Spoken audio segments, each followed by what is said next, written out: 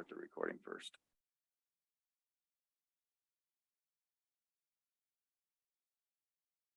Okay, we can go ahead. We're starting the meeting at 4 p.m. It's a a special board of directors meeting of August 25th, 2022. Roll call, please. Directors Sethy, Here. Akbari. Here. Gunther, Here. Huang, here, and Weed. Here. Please join us in a salute to the flag. I pledge allegiance to the flag of the United States of America, to the republic for which it stands, one nation, under God, indivisible, with liberty and justice for all.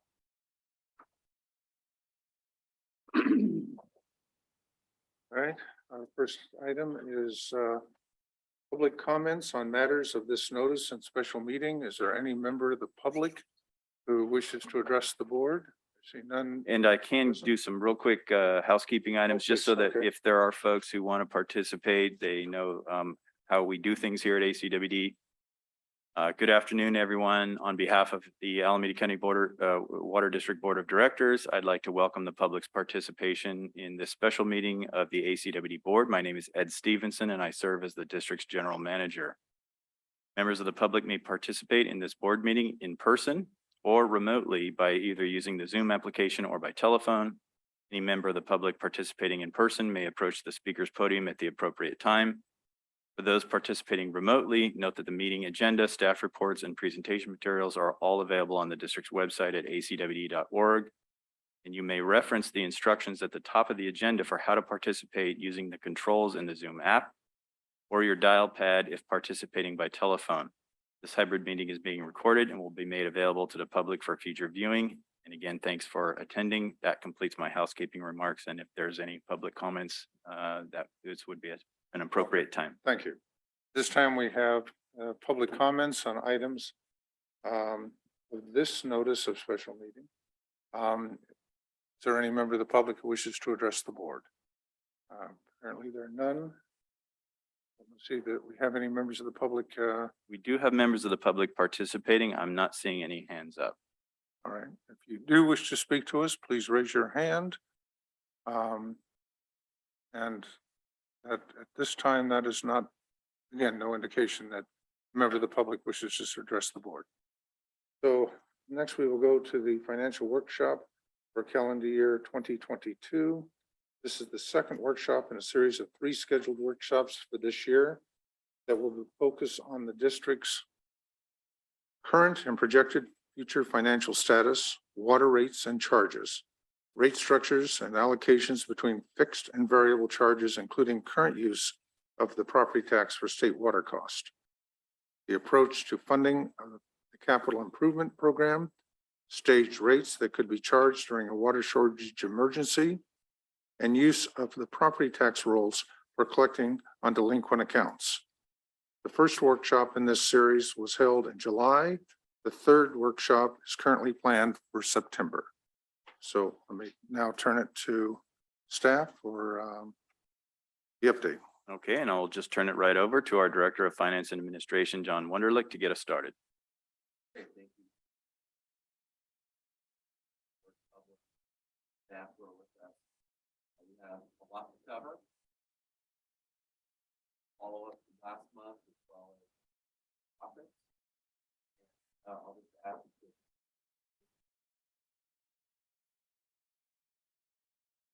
the extent, our plan is to work our way through all of the material. I do see a hand for this. Okay, Mr. Mishimura, let us go back then. Do you wish to speak to the board on general items related to this agenda item? I was just letting you know the audio is almost unintelligible. It's very faint. I'm going to turn my microphone on and then we'll try this again. Is that better, Mr. Nish? Thank you. I apologize. We'll Thank go you. ahead and start over, John.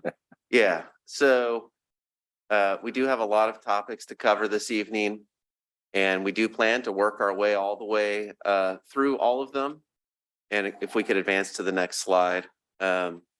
So we do have a quick recap of what was discussed last month and the guidance provided. A status update on delinquent accounts, as well as a couple of potential approaches to collections, which basically consists of our current established policy or supplementing that policy with use of the property tax bill. Updated financial planning scenarios and metrics, as well as, kind of more clearly identifying staff's suggested rate increase amounts. Typically as we go through a rates process, we update our bill comparison charts. And so we've provided that for this evening. We think there's some information in those charts that the board may find interesting to review in advance of going into our stage rate discussions, because it provides some information on how other agencies are handling the current drought conditions. As discussed last month, we have come back with more information on the State Water Project override tax. And then we will get to the options for drought surcharges or stage rates. And that's probably the option or the agenda item where we anticipate a lot of board feedback, and in particular, a potential need to take that feedback and prepare updated scenarios for next month. So depending on, for the benefit of those participating members of the public, if we do find that we're not advancing kind of quickly as we might think through certain items, then at some point we may suggest advancing to the stage rates to make sure that is covered this evening. And so that's the overview of what we're planning to cover this evening. All right, thank you. Next slide. Just a reminder of the schedule. We're here in the bolded date of August 25th. We do for September 22nd have another workshop scheduled. And then typically what would happen after the series of workshops, we would have the direction we need to go as staff and consultants and prepare the formal proposal. And so we kind of have a dark period, if you will, in terms of board meetings for us to go and prepare that backup material and documentation. And then we would come back in December with all of that ready for the board to consider issuing the formal rate notice. And then in February of next year is when we would consider approval of a rate proposal. All right, and so for this evening, we are looking to get board feedback on a few specific topics. That does include the approach to delinquent accounts. It does include the potential rate increase amounts and duration of the rate notice. The approach to the State Water Project override tax, as well as the approach to stage rates. So those are the four very distinct areas where we are looking for board guidance this evening. And then based on that feedback, we will then go and prepare the appropriate topics and scenarios for the September workshop. Okay, to just quickly recap the discussion we had last month, we did receive feedback from a majority of board members to maintain the current uniform rate structure, as well as the current ratio between service and commodity charges. We did receive feedback to maintain our current established approach to funding the capital program and wait until reserves are substantially spent down, as we expect to occur in the next 2 to 3 fiscal years, before we consider alternative approaches to ongoing financing of the capital program. And then we did get feedback to prepare a couple of specific items for this evening, and those are on the agenda, and we will plan on reviewing those. And so with that overview, we do have a number of staff who will be presenting the different sections this evening. And so with that overview, I will turn it over to Katrina Bates, our Customer Service and Systems Manager, who will provide us an update on delinquent accounts as well as potential approaches to collections. So Ms. Bates, why don't you go ahead and take it away? Thank you, Mr. Wonderlich. Good evening, members of the board, members of the public and staff. This evening, we would like to provide an update on the status of delinquent accounts and provide an option to use the property tax roll for collections on active accounts. I'll also quickly run through information that was presented last year, and at the end of the presentation, we would like to solicit feedback from the board regarding use of the property tax roll for past due balances. Past due balances and delinquent accounts have significantly dropped from a year ago. This is due to proactive measures staff took to notify customers of pending reinstatement of collections, giving them the opportunity to start paying down their accounts prior to reinstating collections in February, and receiving payments from the federally funded state arrearages program. The number of active past due accounts dropped over 40% from almost 4,000 accounts to a little over 2,200 accounts. Active past due balances decreased from a little over $1.7 million to approximately $960,000, a decrease of about 45%. However, as you can see, the bulk of past due accounts and balances still come from the owner occupied accounts or accounts who have the property owner listed as the customer of record. Next slide, please.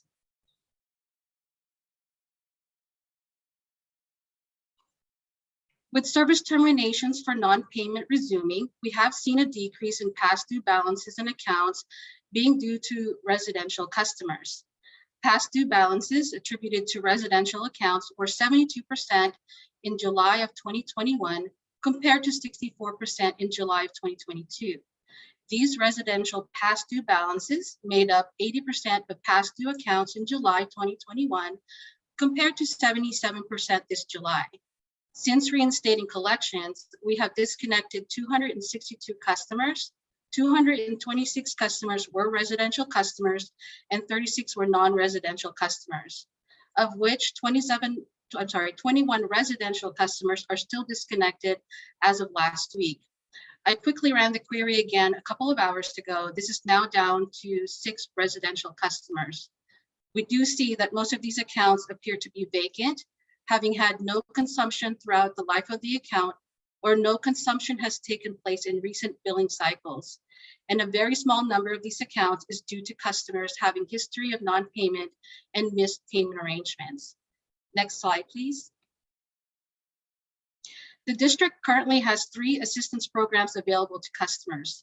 Staff has either applied for financial assistance on behalf of our customers or have other options available for income qualified customers. The newest option for income qualified customers is the Low Income Household Water Assistance Program, also known as LIWA. This program is available to customers from June 27, 2022 to August 15, 2023. So far, staff has processed payments to 6 accounts, totaling approximately $2,500. Total participation for this program may be limited due to the strict income requirements, but we were recently made aware that there are a handful of applications pending review. The next assistance program that was applied to customer accounts was the state arrearages payments, totaling approximately $900,000, and payments were applied to about 1,600 accounts who had past due balances greater than 60 days during the pandemic period of March 4, 2020 to June 15, 2021. Finally, there are 1,410 accounts that are currently on the Help on Tap program. This income qualified customers receive a $40 credit on their bi-monthly bill. Next slide, please.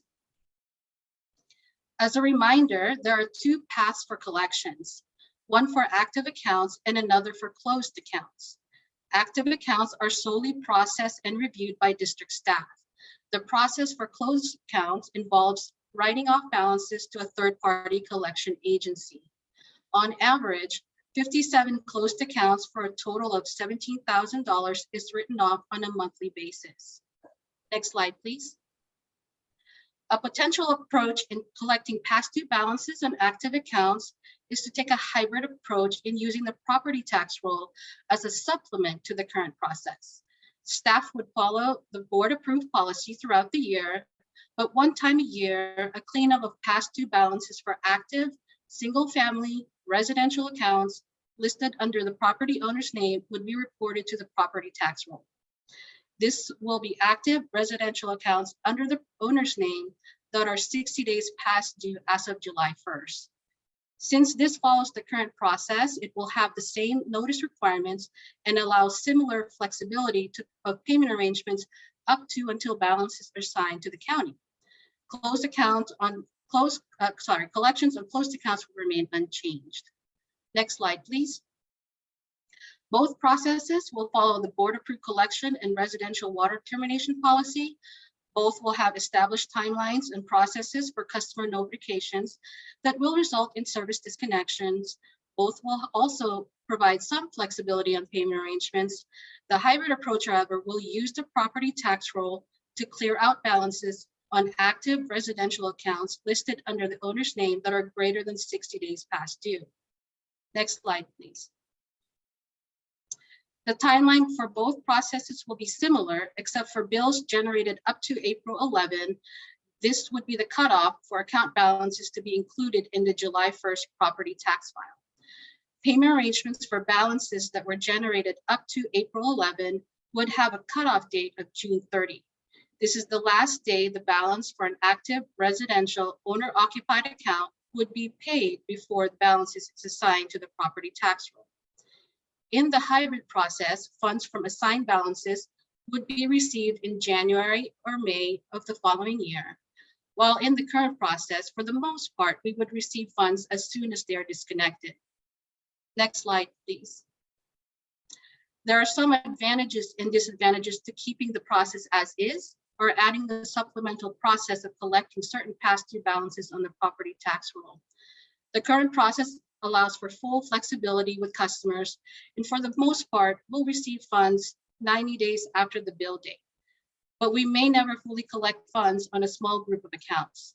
The hybrid process fully collects past due balances over 60 days from active single-family residential accounts under the property owner's name, but we lose flexibility with those customers as the same customers may use it as an interest-free loan in the latter half of the year. Next slide, please. What would this have looked like if the hybrid process was in place pre and post-pandemic? Before the pandemic, we would have assigned on average about 250 accounts for about $41,000. This year, if the hybrid process was in place, 196 accounts for $116,145 would have been assigned to the property tax roll. We have seen decreases in balances over 60 days past due in the last couple of months, a couple of cycles in since reinstating collections. We do anticipate this trend to continue, which would reduce the amount we would assign next year if the trend were to continue.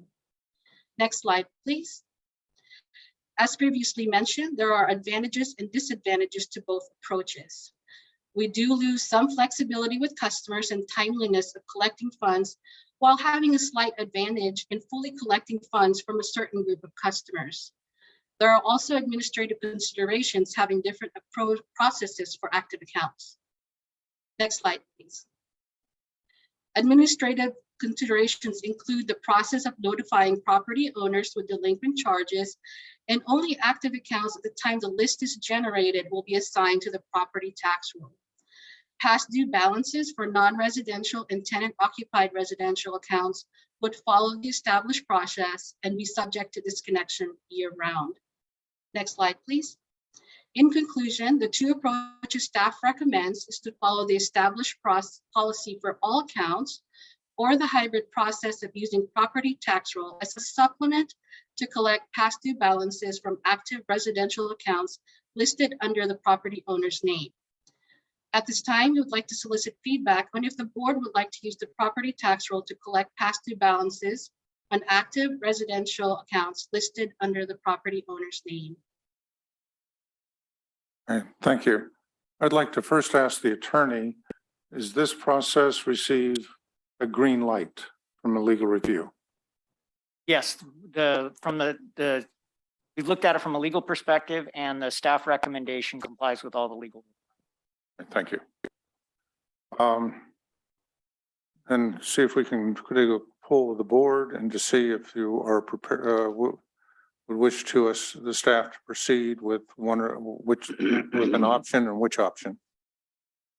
I guess I can start. I'm definitely for staying with the current process. If you look at presentation slide 16, it looks like current process still has advantage overall as compared to the hybrid process. Plus the hybrid process, we incur additional administrative costs and procedures for us, including staff time to administer them. So based on the staff's analysis, I would stay with the current process. All right. Director Gunther.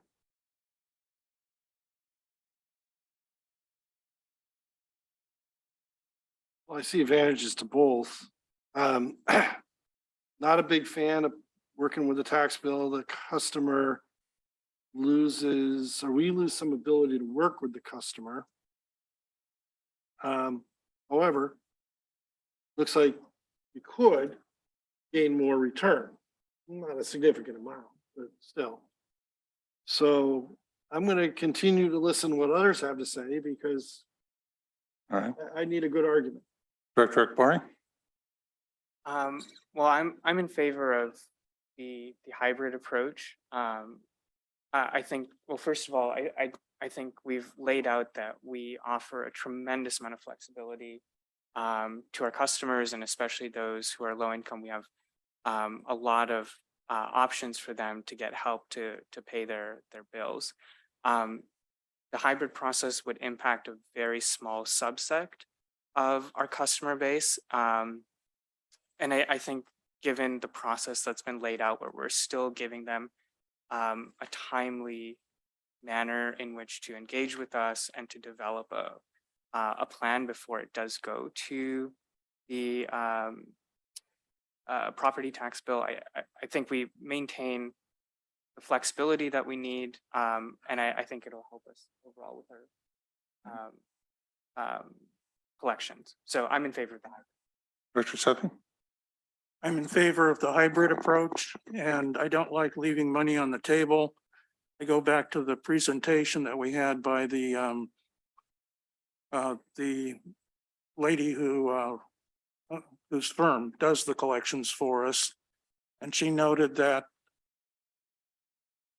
industry averages around 15 to 18% collections, and we're at about 20%.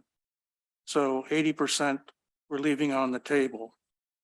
I would also note that East Bay Mud has been doing the same thing for quite a number of years, I think close to 10 or 12 years. So I'm supporting the hybrid approach. Okay, I will support the hybrid approach. First of all, I believe East Bay Mud now puts all residential accounts on the delinquent bills on the property tax. Not just a portion of them. Or at least residentially owned, if I'm correct, residentially yes. owned property. So their process is that for many years, for multifamily master metered accounts, they place a lien each time with each bill if it's not paid. So up to 6 times per year. Yes, but then they also put that on the property tax at the end, on the annual basis. That's my general understanding, is that at the end of a fiscal year, if an amount remains unpaid, they would transfer that lien to the normal property tax bill. They've also adopted a policy that has not been implemented yet. They've adopted the policy, but have not implemented it, to use the tax roll, kind of like we're describing here tonight, for collections for owner occupied single family residential properties. All right, thank you. The collection process is always an awkward and troubling process, whether it be our staff or a collection agency that is repeatedly calling a customer to ask for them to pay a delinquent bill. Takes a great deal of time, energy, and is not a comfortable situation for either person on the phone. We can avoid that. When bills are put on the property tax, they are paid, with rare exception. Maybe one a year in the entire district, whether you have a foreclosure. That may not even include a water bill. I see this as a modest step in the right direction, and I would support this hybrid approach with the hope that we could expand it further to include all accounts, and particularly to look at the service charge, which were put on the property tax, would be paid, making it far more affordable for the individuals. We had special programs this past year, which were not covered and may be covered later. The state of California gave locally $1 billion to cover delinquent accounts. The state was able to spend $250 million of that, about a quarter. And there were no means testing. So they gave it to private entity, to groups that were doing social work to pay the bills for these individuals. And anyone who had a delinquent account going into COVID, regardless of their wealth or means, had their delinquent bill paid for. Then there is a current program run by the state where we're saying $2,500 has been spent in our district to assist those parties this past year. Another large sum of money, maybe possibly another billion, but nominal. So I would encourage us to at least take the initial step by going with the hybrid approach and hopefully keep an open mind to continuing the practice so that we can eliminate sending bills to collection agencies and eliminate water terminations. Both that can be done using the property tax billing mechanism. Thank you. President Wee, may I have a question for staff? I know where the majority of the board is Thank you. going, so this is not a change in direction, but more a curiosity question because I'm looking at the collection options and the pros and cons. So what's the additional amount we expect to collect if we assign it to property tax roll versus how much additional expenditure we are expecting to make through the additional administrative process? I wish I could give you a very precise answer to that question. Because we can only use this process for active accounts. We typically expect that we're still going to have a very high rate of collections on an active account because of our established processes to encourage payment. And so it's really hard for us to estimate once an amount comes past due, what's the likelihood that it will remain past due until that customer closes their account, moves out of the area, and those types of things. So I think it will definitely provide a slight improvement, in terms of collecting on these accounts. I think the improvement is probably, more than the $5 per account collection fee we'll have to pay to the county. And I think in the presentation, it included a slide that indicated how much would be referred to the tax roll. Probably about 50,000 per year in a normal year. So I think some of that 50,000 would be collected anyway. I really couldn't give you a precise, an overly precise number. That's why I'm kind of reluctant to throw a specific number out there. Right, beside the philosophical discussion for me about should we collect in property tax, that's put that aside since I think we had that discussion already. I guess from a district operation and from my point of view as a director is whenever we implement a new policy, it has to be cost effective and make sense for our customer, right? And that's where I am trying to tease out the answer, but it sounds like maybe in the best case scenario, we break even. Collect a little bit more money when counting to the administrative cost, not just the $5, but the whatever additional work staff has to do, establishing the policy, implementing the policy, the notification. Yeah, there will be some staff work to work with the county. We have to enter into kind of like a contract for services with the county and get all that spelled out. Okay. I'm not sure exactly how substantial that will be. We're not talking about thousands of accounts per year. So this, from an administrative perspective, this is much different than say billing the service charge on the tax bill where you're doing it for 87,000 customers. So it is, we're probably looking at, couple hundred referrals per year. Once we've done it once, then, the administrative effort in future years will probably be much less. Okay. So I think that's kind of the best estimate I could give you. And certainly, we're interpreting this feedback as pointing us in the direction we need to go. We'll begin, engaging with the county and trying to get those next steps going so that, the board would still need to adopt a resolution next July to then actually put this into effect. Yeah. So once it goes into effect, if it goes into effect, I would be curious and I would appreciate it if staff would bring back the cost benefit analysis to the board periodically. Thank you. Okay. I have one other question. Does this require a Proposition 218 notification? No. Thank you. I was kind of wishy-washy on it. Because I wasn't really decided. I could go along with the board's decision. I do believe that, or the majority of the board seems to be going with the hybrid. But reality is, I think if it seems to be falling flat on its face, we know how to do it another way. So, yeah, I'm willing to give it a shot. Okay, thank you. All right, thank you. Well, let us then, we've addressed this issue. Let us move on to the next.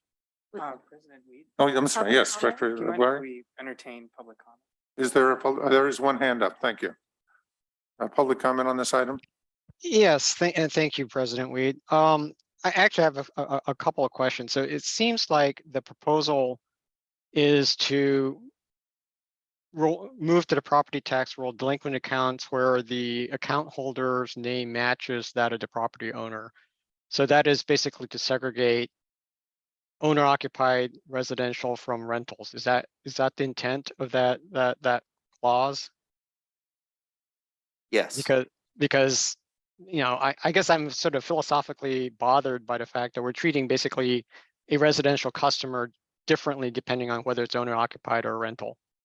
You know, for effectively the same product, which is water, right? So you know, the differential treatment for effectively the same utility seems unfair or unjustified. The other thing that comes to mind is if a home is referred to the property tax, does that mean that service disconnection will not occur? Yeah, so maybe I should clarify that point. The idea is that all residential accounts will be treated the exact same, including subject to service disconnection, with one exception, and that is once per year, an owner occupied account would have a past due balance referred to the property tax bill for collection instead of the district continuing to attempt to collect through its normal processes. But that account is still subject to disconnection during the course of the year if they fall behind. And if the service is disconnected, but the account has been referred to the county's property tax roll, how does that get reconciled quickly?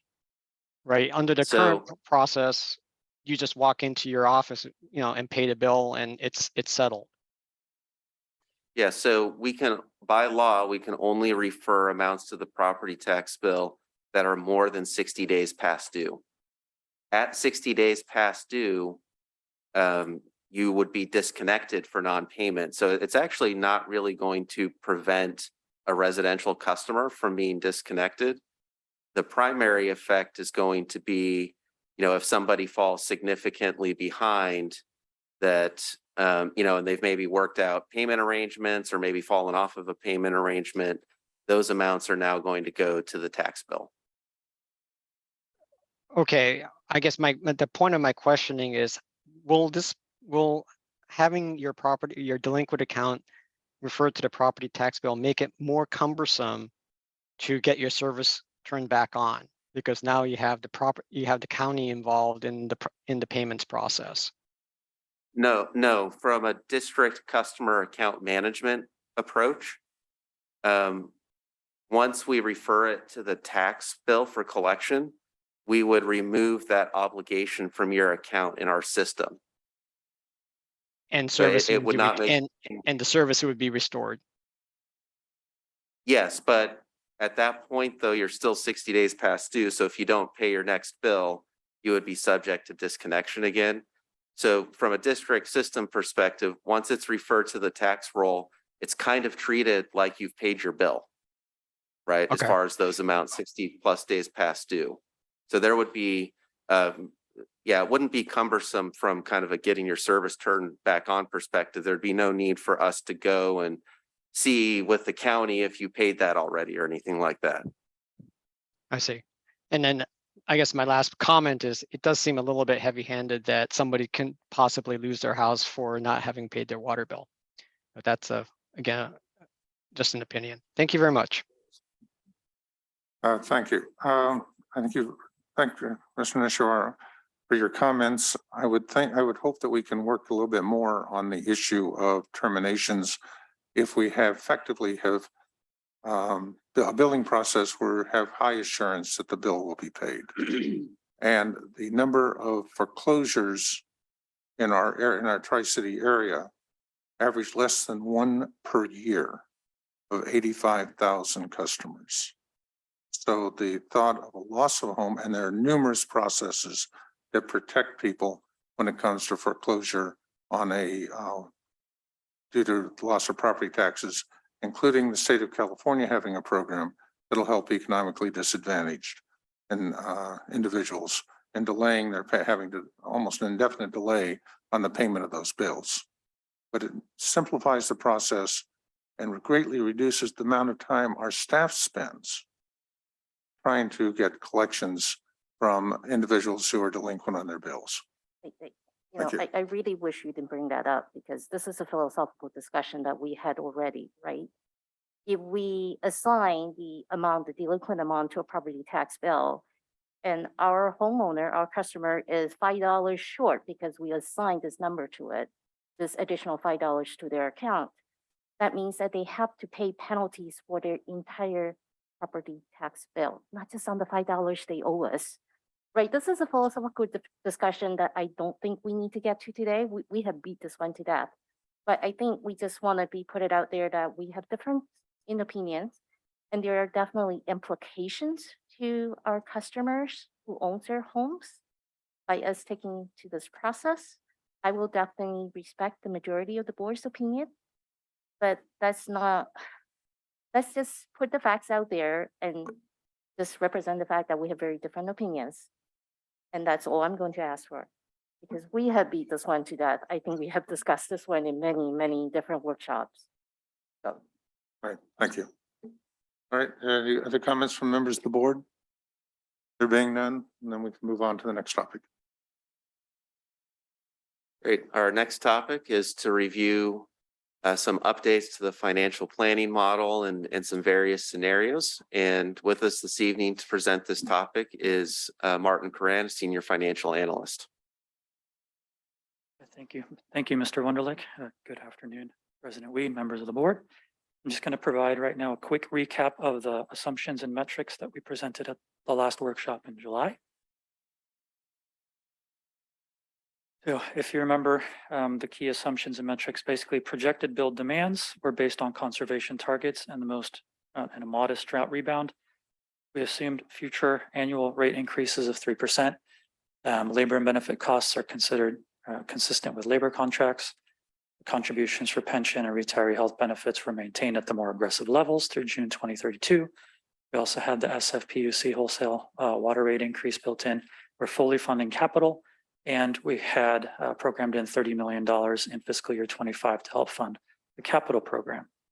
So at that point, next slide, please. Yep. At that point, as you can see, the low balance in the planning horizon, the low balance was approximately $18 million below target.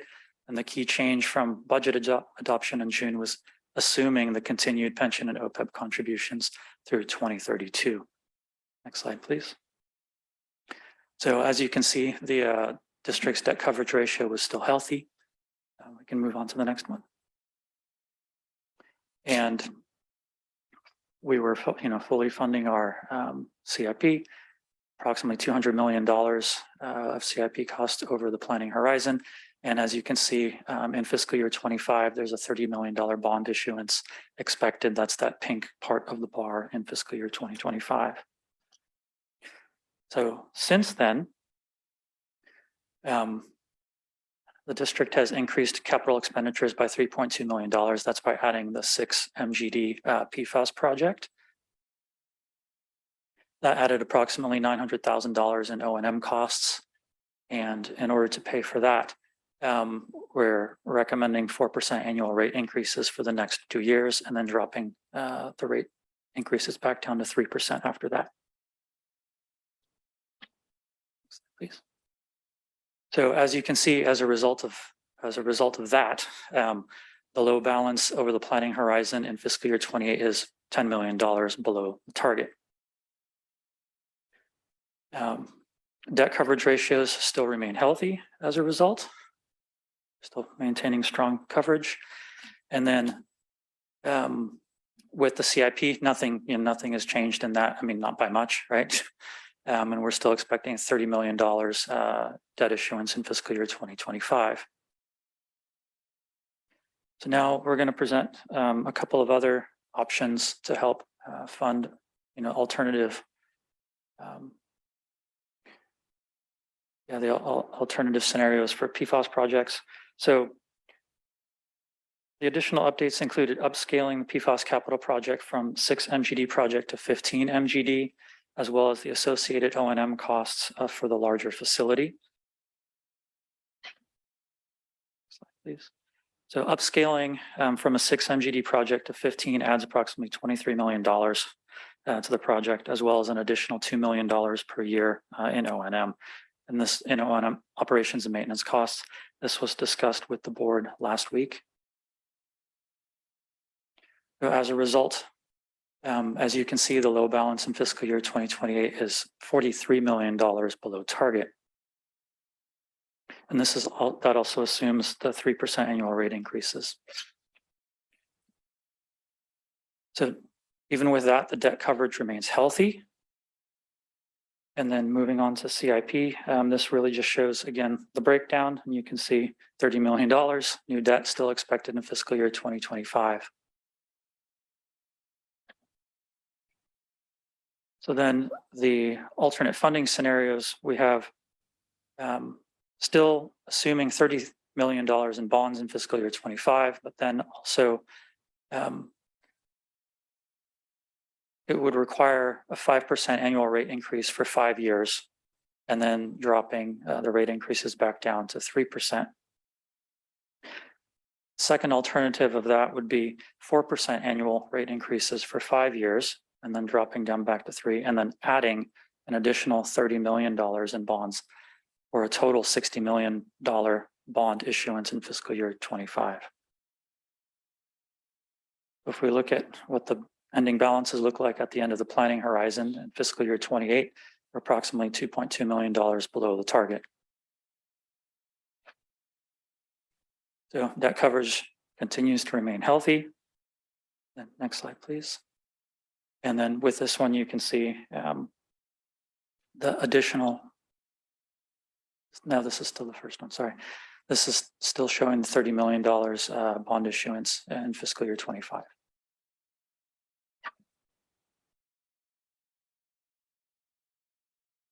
So this next alternative showing 4% rate increases for 5 years, plus the additional $30 million in debt service and debt issuance in fiscal year 28. The ending balance would be pretty much balanced, only about $800,000 below the target. And as you can see, debt coverage ratio is still healthy. We're fortunate in this district. And there's one more slide, sorry, right, if you go back. We've already gone ahead. We go back to slide 40, please. There we go. Next one, there you go. And you can, in this one, you can clearly see there's a $60 million bond issuance expected in fiscal year 2025. It's that bright pink part of the bar there in that fiscal year. So then the last slide, basically, regardless of the approach on the PFOS project, staff is recommending a rate increase of 4% in each of the next 2 years. The approach to PFOS, we may potentially get, successfully obtain some grants, various other forms of funding, but the 4% in each of the next 2 years is key. That's it for me. All right, thank you. Anyone have any questions? All right. Do you want to, any questions at this point? Yes, Director Akbari. Yeah, quick question on slide 40. On the slide, it looks like in fiscal year 2026, we're issuing an additional bond. Is that correct, or am I reading the chart incorrectly? Yeah, I think what's happening there is we don't actually spend all 60 million of the bonds in 25, and so some of it carries over to the next year. Okay. Thank you, Mr. Wunderlich. Thank you. Thank you. All right. Thank you. All right, thank you.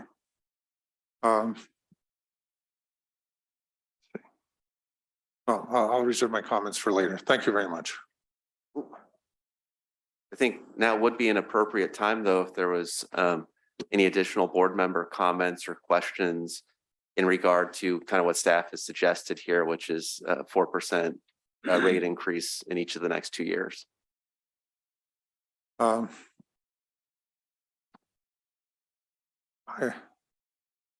would note that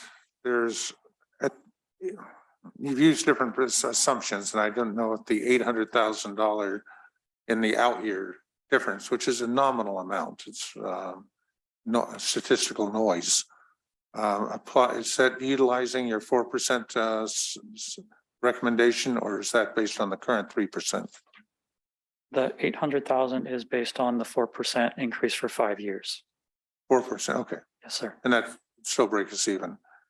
And I'd also make a comment I've made repeatedly, that these charts seem to be the same chart with the years sliding each year. Something called a planner's droop. It's difficult to project what's going to happen 2 years, much less 5 to 10 years in the future. And then at each year, we're presented a chart which shows us being well funded to the current years, but a risk in the out years. And we just shift that chart every presentation. So that's on the positive side because we're a relatively well-funded district. And so I'll leave it. Thank you. Yeah, I think, we did do some pretty extensive research and preparation for last month's meeting in terms of historical results. And most years we do find that our financial results are better than projected because we are fairly conservative in a number of ways in how we do our financial modeling. That's intentional. I guess kind of the comment I would make is no matter what scenario we're talking about, what type of Pfos project, what level of rate increase, there's a minimum of a $30 million bond issuance plan for 25. And so, kind of from staff's perspective, no matter what approach we take, that amount, I think, is highly unlikely to be exactly 30 million, right? That's something in a plan today, depending on what happens with actual results, obtaining grant funds, and what happens with water demands and drought conditions. There's just so many different factors that I could very easily see a scenario where we issue much less debt. I could see a scenario where we issue more. But either way, I am highly confident that we will start to see our reserves spent down over the next couple of years. Okay. Thank you. Questions? So I think staff's question for us is, do we like alternative scenario 1 or alternative scenario 2? Is that the question you want us to answer? No, so those were just alternatives based on if we went to a 15 MGD PFOS project, which is not the current plan, right? The Okay. current plan, as discussed in last week's workshop, is a 6 MGD facility. But what we were trying to show you is that no matter what the future regulations hold, and even if we do need to go up to 15 because of future regulatory requirements, that with a 4% increase each of the next 2 years, we still have a clear pathway forward to manage our finances in a responsible manner. And so really, we just want to make sure that everybody's comfortable if at the end of this process, we're issuing a notice for 2 years for a 4% increase each year, as opposed to getting to a future meeting and maybe having concerns, new concerns surface in the future. Okay, then I guess the answer to your question from me is yes, I'm comfortable with the 4% increase for the next 2 years. Okay.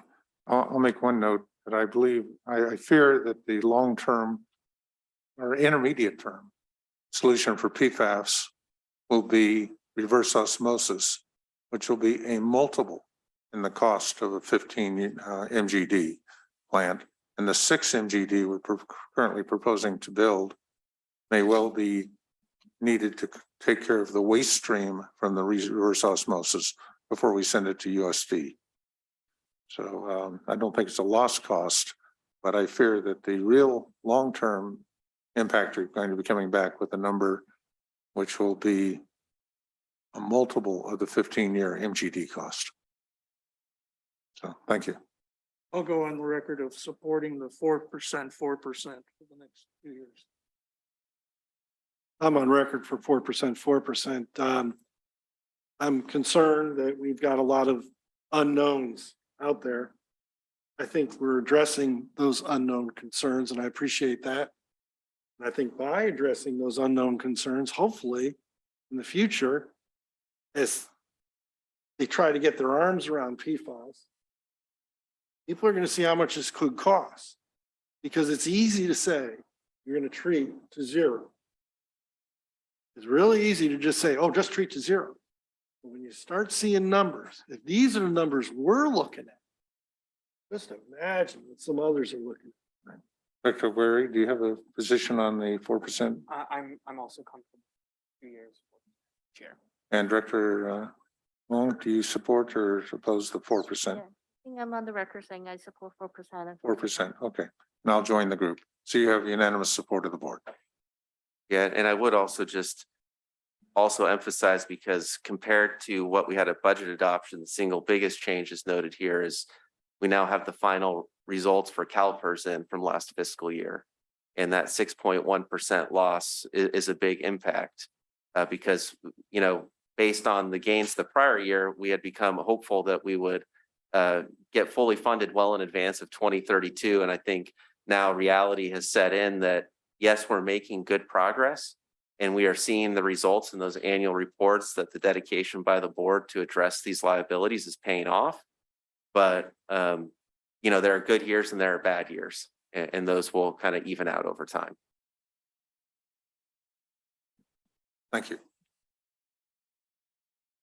Okay, well, next up is Mr. Ethan Birch, who is here to walk us through some of our rate comparison charts. And so I'll turn it over to Mr. Birch. Good evening. So we regularly try to survey other local agencies and present our bill in comparison to their bills.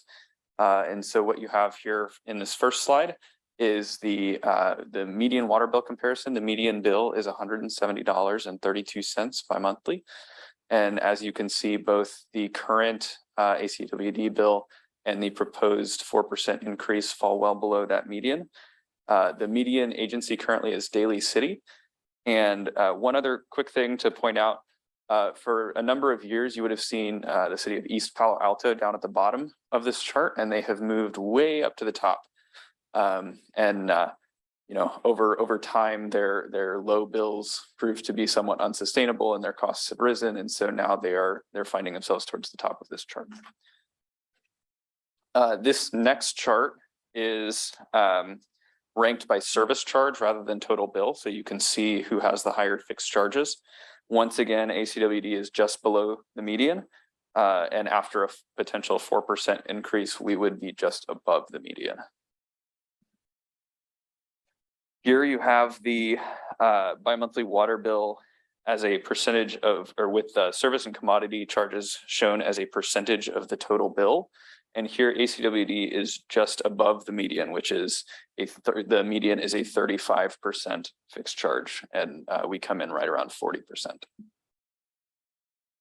And then this is the same ranking that you saw in the first chart, but rather than just showing service and commodity charges, we have broken out recent increases by each agency into whether they increased the service rate, commodity rate, or added a drought surcharge. And as you see, there are a number of agencies that have done drought surcharges, but almost every agency has increased the service and commodity charges, which of course are permanent increases versus the temporary drought surcharges. And now we have a breakdown of what the agencies that did increase their or did implement drought surcharges. This is how they have approached that. One of the things to note here is that North Marin Water District drought surcharge really only kicks in at a very, very high amount of usage, whereas most of these others are kind of just generally applied.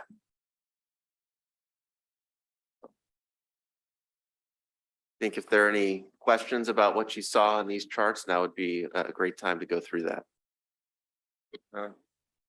Thank you. I'm glad to see the city of Livermore is putting their service, matching their service charge to their fixed expenses. Thank you. And I'd say maybe it's a good opportunity also to see whether there are members of the public who would like to Yes. chime in. We just talked about overall rates, and that's of course important for the public. Yes, if there's any member of the public who does wish to speak, please raise your hand and I will recognize you. And the 40% of our charge being fixed also reflects our current surcharge, which only applies on the commodity side. Thank you. I do see a hand up. Oh, Mr. Shimura. Yeah. Yes.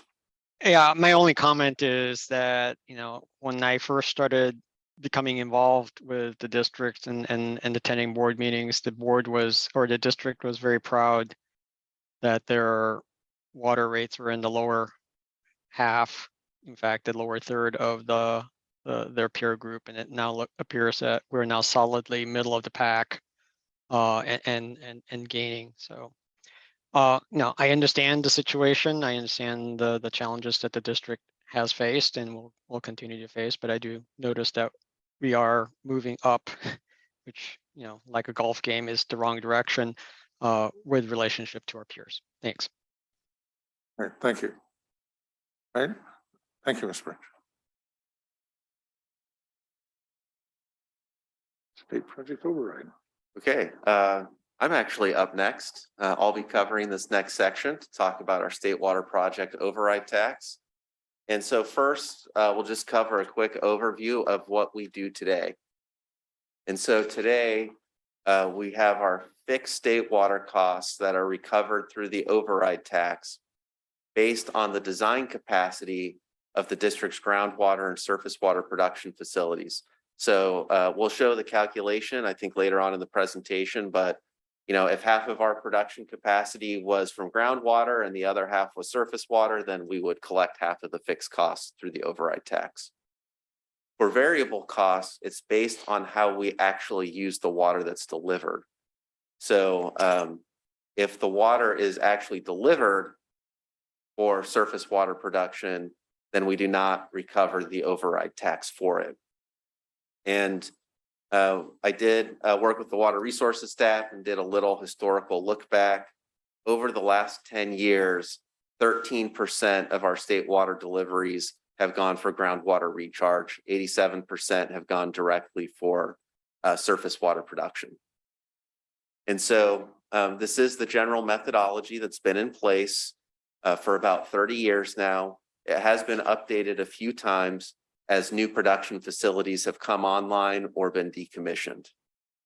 Next slide. And so here's the current calculation.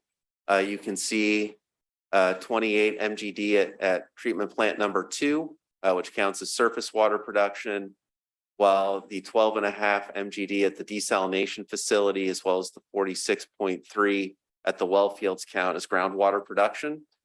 And so when you do the math, you get to 67.7% of fixed costs being recovered through the override tax. On total, because the fixed costs are about 80 to 90% of the costs and the variable represent the other 10 to 20. So in total, because of the low delivery rate for groundwater recharge, about 60% of total state water costs are recovered on the tax roll today. There have been some comments about what other South Bay aqueduct contractors do. Use of the tax, all three of us do use the tax bill at some level. Valley Water, it's 100% of their state waters through the tax bill. For Zone 7, they're somewhat similar to us in that the fixed costs are recovered through the tax, although they do 100% through the tax. And then the variable are through water rates. And then kind of the exception to that is for their South Bay Aqueduct expansion debt service. That is actually mostly recovered through developer fees on the basis that it's new developments that generated the necessity to expand the aqueduct for them. Now there is, I would say, a pretty important distinction between us and those two agencies. Those two agencies do not bill homeowners water bills, right? They send bills to their retail customers, meaning retail water agencies, whereas we are both, the direct state water contractor and the retail water service provider, and we issue direct bills to our 87,000 customers every other month. All right, next slide.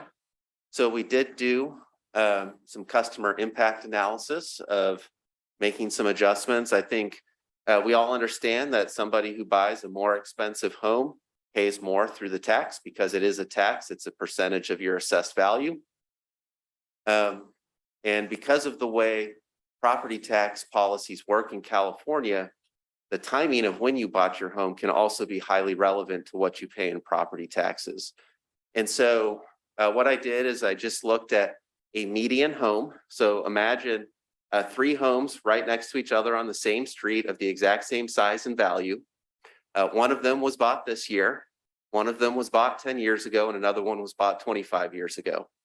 And the amount you would be paying toward us under our current policy for the override tax is on that top line. So somebody who buys their home this year pays about $81.79 down to $26.84 if you bought that same home in 1997. And then, of course, everybody pays, kind of my estimate of the remaining state water costs recovered through water bills. What is everybody paying? And so that's about $23.50 per year based on the typical residential customer at 16 HCF. And so that's what you pay based on your home purchase year. One of the other ones I looked at was, okay, what's the effect to somebody who buys the median home this year on what they pay versus a 100% override tax rate, a 67%, which is about what it is today, and 0%. And so you can see those differences. Obviously, if you bought your home many years ago and you don't have to pay as much of the override tax, then having a higher override tax could be beneficial to you. And then the last customer impact analysis I wanted to show is, okay, how does your water usage affect what you pay in the override tax? Or I'm sorry, how does your water usage affect what you pay in total toward the cost of the district's participation in the state water project? And so what you pay in terms of the override tax would not change based on how much water you use.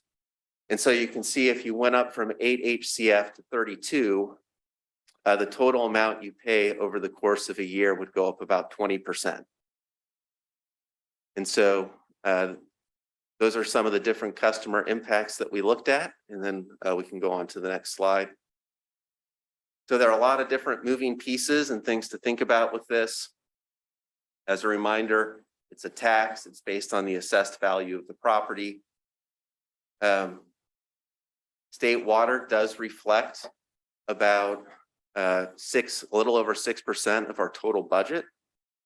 I think, there's kind of a range. Some contractors, it's basically their entire budget is their state water contract.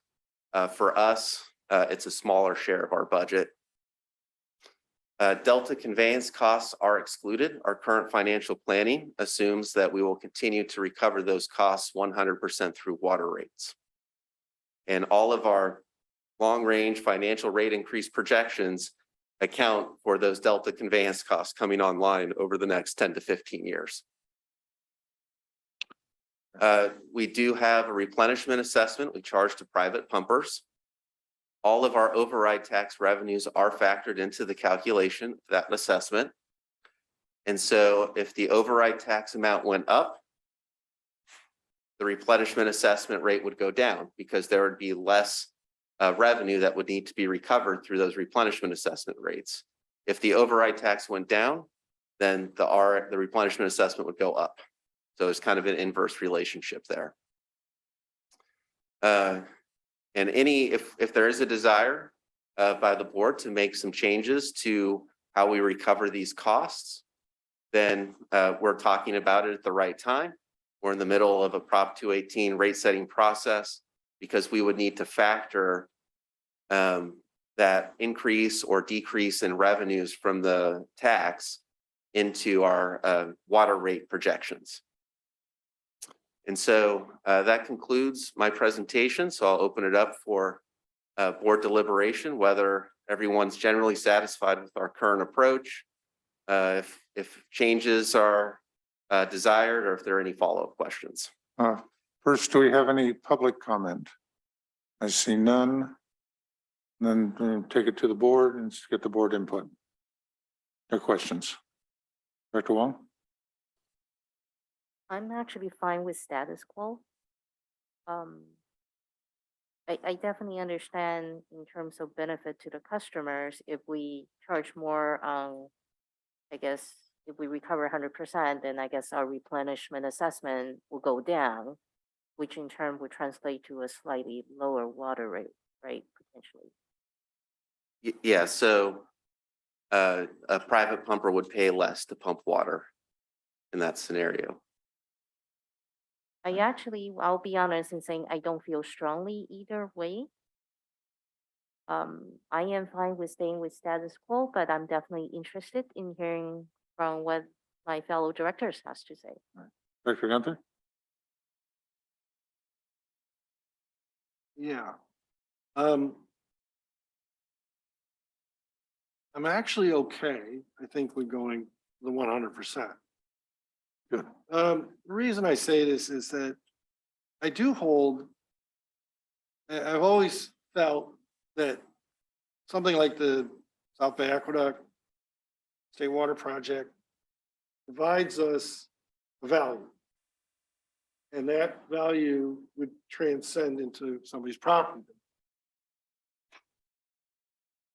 I see the other agencies are doing it. I understand they're wholesale. I get that. Curious now, I want to make sure I got these bills right here on the impacts. At the present impact of 67, the median home is paying, what's that dollar amount? Is it $81 on the bill? Yeah, so you're paying $81.79 per year. So if we could go back, I think So one more that's the slide. median home, okay. So that's the median home.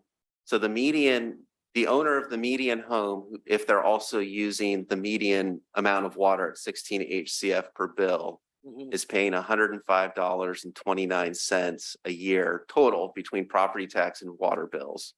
If we go to 100% on the tax bill, then they would go up about $17 in what they're paying to $122. That's annual. And that's annual. And again, this is because of our system in California where property taxes are initially assessed based on the purchase price of the home, but the growth in assessed value is limited by state law so that over time you separate away to where the tax is no longer assessed based on the actual value of the home. Right. The amount difference is not horribly significant for the ratepayer from what I could see. I mean, we're talking annual. So approximately every 2 months, what would that difference be right now? And besides, majority of our ratepayers are owners. Vast majority. So they're paying us one way or they're paying us another. Yeah, and so the fundamental question, so we collect 99.8% of what we bill. So from a collections issue, there's not a difference between the property tax bill or a water bill because we collect 99.8% of what we bill.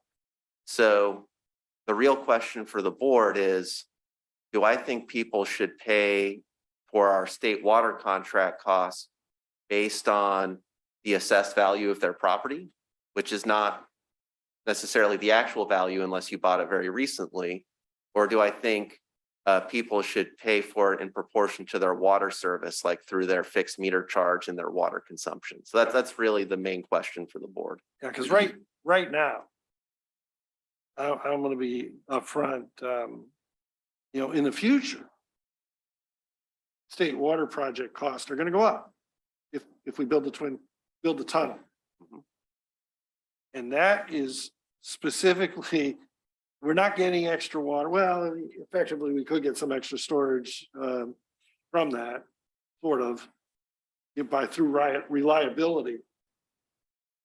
Yep, and And those costs are all programmed into our future water rate Correct. projections. And that's where I could see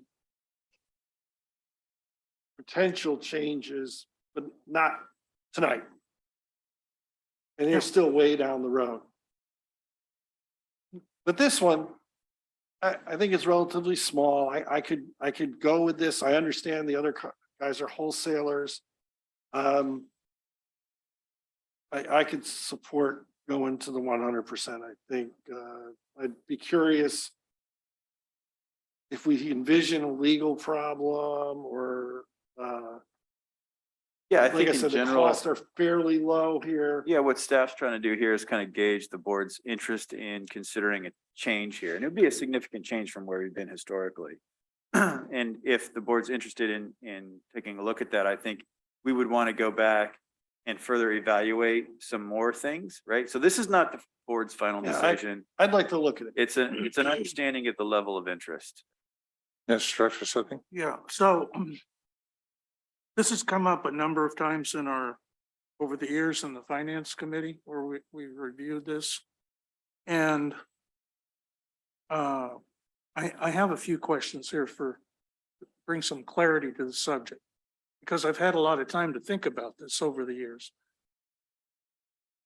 One thing that has concerned me in the past and why I supported staying where we were, status quo, was if you put 100% on the property tax bill, the benefit over time is diminishing because you're locked in to Prop 13. So by having some balance here, you keep pace with what your actual costs are. And I thought that was a more practical, moderate way of keeping pace with the plus in the system. So just like in this chart here, you know, person who was locked in years ago, now we're trapped into that. So we're always getting a less and lower return from that property owner as a percentage of the actual costs. So I don't exactly understand why Valley Water went 100%. I've asked, even board members don't understand why they went 100%. But they're a wholesaler. They have a very large demand on the state water system. Yeah, I would imagine that the retail agencies that they supply water to appreciate it being on the tax roll because then they don't have to collect it through their water rates. For us, that's not an issue because we either need to collect it on the tax roll or the rates. It's all coming from us either way. But Valley Water, by collecting it directly themselves on the tax bill, it allows them to lower the rates they charge to their retail suppliers that they contract with. Well, let me put it this way. I've supported the status quo in the past. My preference would be to stay that way until somebody can prove to me what a real benefit is to the district. Okay, let me try and make that argument for you, but first, Director Aziz. Yeah, you've made it a number of times. Yeah, and if I may just clarify, staff is not recommending any changes to the status quo. We just understood the board wanted to investigate this a little further, and so we prepared the material for this evening.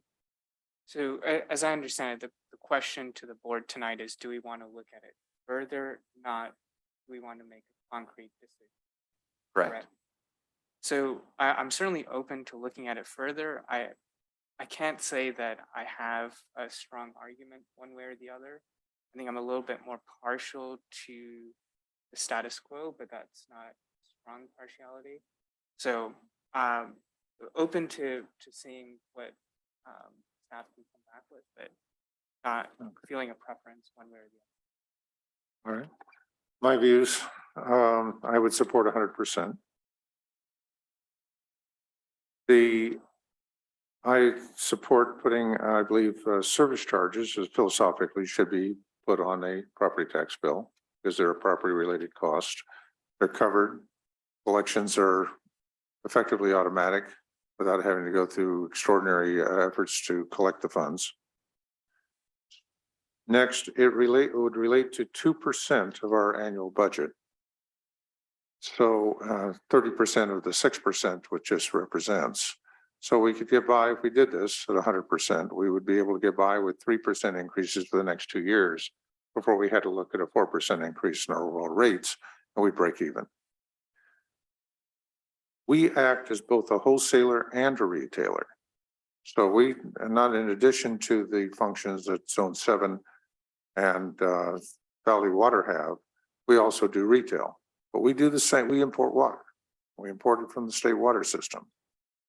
And therefore, I would argue that in that sense, we can bifurcate the discussion and not put it on our ratepayers. Valley Water in particular is a bit odd. And not only do they put up the 100%, which is where I would go, but they apply it to the entire county, whether the communities receive state water or not. That's been a particular concern on the part of Palo Alto, which has been paying the state override, even though they don't get any state water. So Valley Water has its own incongruities in their system. But it is and I believe in the long term, we're going to see the state override tax being applied to the conveyance, $16 billion that may easily double. Dr. Sethy's on the finance committee of the Delta Conveyance and has been in the discussions on whether they'll use bonds or use some type of ongoing income from the system. But I believe when it comes down to it, they'll realize that the override tax on a property tax in particular becomes the least oppressive means of paying for Delta Conveyance by far. So I would support the 100% and hope that we would be able to come back and review that as an option. Thank you. Any other comments? Well, let me just offer some feedback there. When it comes to Delta Conveyance, and I know the discussion going on among the other contractors, a lot of people want to put the full charge on the property tax bill because those bonds are going to be for the construction of a major project all the way through completion. The same thing is being discussed on Los Vaqueros Reservoir. What we're dealing with here is not the construction of a new statewide water project. It is the operations that we're dealing with. And so I see in one of the slides, it says that based on Delta Conveyance, we have it in our model to charge it in rates, but I would hope that if and when we get closer to an actual construction of the project, that we will entertain the subject of putting it on the property tax bill, where I really believe it belongs. So I think we're talking about apples and oranges here. One is operations and the other is. So Well, I get- actually, it was for the construction and operation of the system. And now those bonds have hopefully been paid off. That's 50 years ago in the past. But that was the mindset that is really within the structure that's being discussed. Yes, Director Wong. So come back to this discussion, I guess I heard my fellow directors. So I am going to say, for me, this is a choice between fairness. Do we charge people based on how much water they use proportionally, or based on their property value? Because that's basically what we're looking at, right? If you are the unfortunate person who just bought a home, you end up paying a larger share, regardless of how much water you use. If I Right, could just thank add one small Okay, clarification by there. all means. And you've heard the word assessed probably about 8 times in the last 10 minutes. Because it's not based on your property value that you That's pay. true. It's It's based the on your assessed assessed value. property That's value. correct. Yeah, I stand corrected, based on the assessed value of your home. So in some sense, we're not being fair, right? We're a water district, operation of Delta Conveyance, right, of our state water really does have the variable component based on how much you use. So in some sense, if I just have to look at it very black and white, I will say, is this fair? We just look at how much your property is assessed versus how much water you use. But with that said, I'm open to take a look to see exactly what's the impact, but I am going to say, and I will also say that I can see that charging, going to 100% would definitely benefit some of our older and long-term residents who tend to be on fixed income. I can balance that too. So I am open, but right now I'm definitely staying with status quo, but I'm open to take a look to see what staff come up with. Thank you. We had a hand up from Mr. Nishwara that flashed up. Is it still up? Yeah, I was waiting for the directors to finish. Is this an appropriate time? Please. Yes, so Yes. if we can go back to slide 52, I have a question. I mean, the example that was given at the bottom, which demonstrates the customer impact of shifting from 67% to 100%, is using the example of a median home purchased in 2022. And clearly the district's customer base, we all didn't buy our homes in 2022. It's a mix, right? And as Director Huang pointed out, there are some long-term residents that bought their homes, 25, even 30 years ago. And if I just look at this, those homeowners would benefit from this shift because they would trade a $23.51 charge on their water bills for a very modest increase in their property tax. They would come out ahead. So the question to, I guess it would be Mr. Wunderlich, is would the ad valorem rate have to change? You after doing the analysis on the actual property tax roll, would the ad valorem tax rate have to change in order to come out revenue neutral?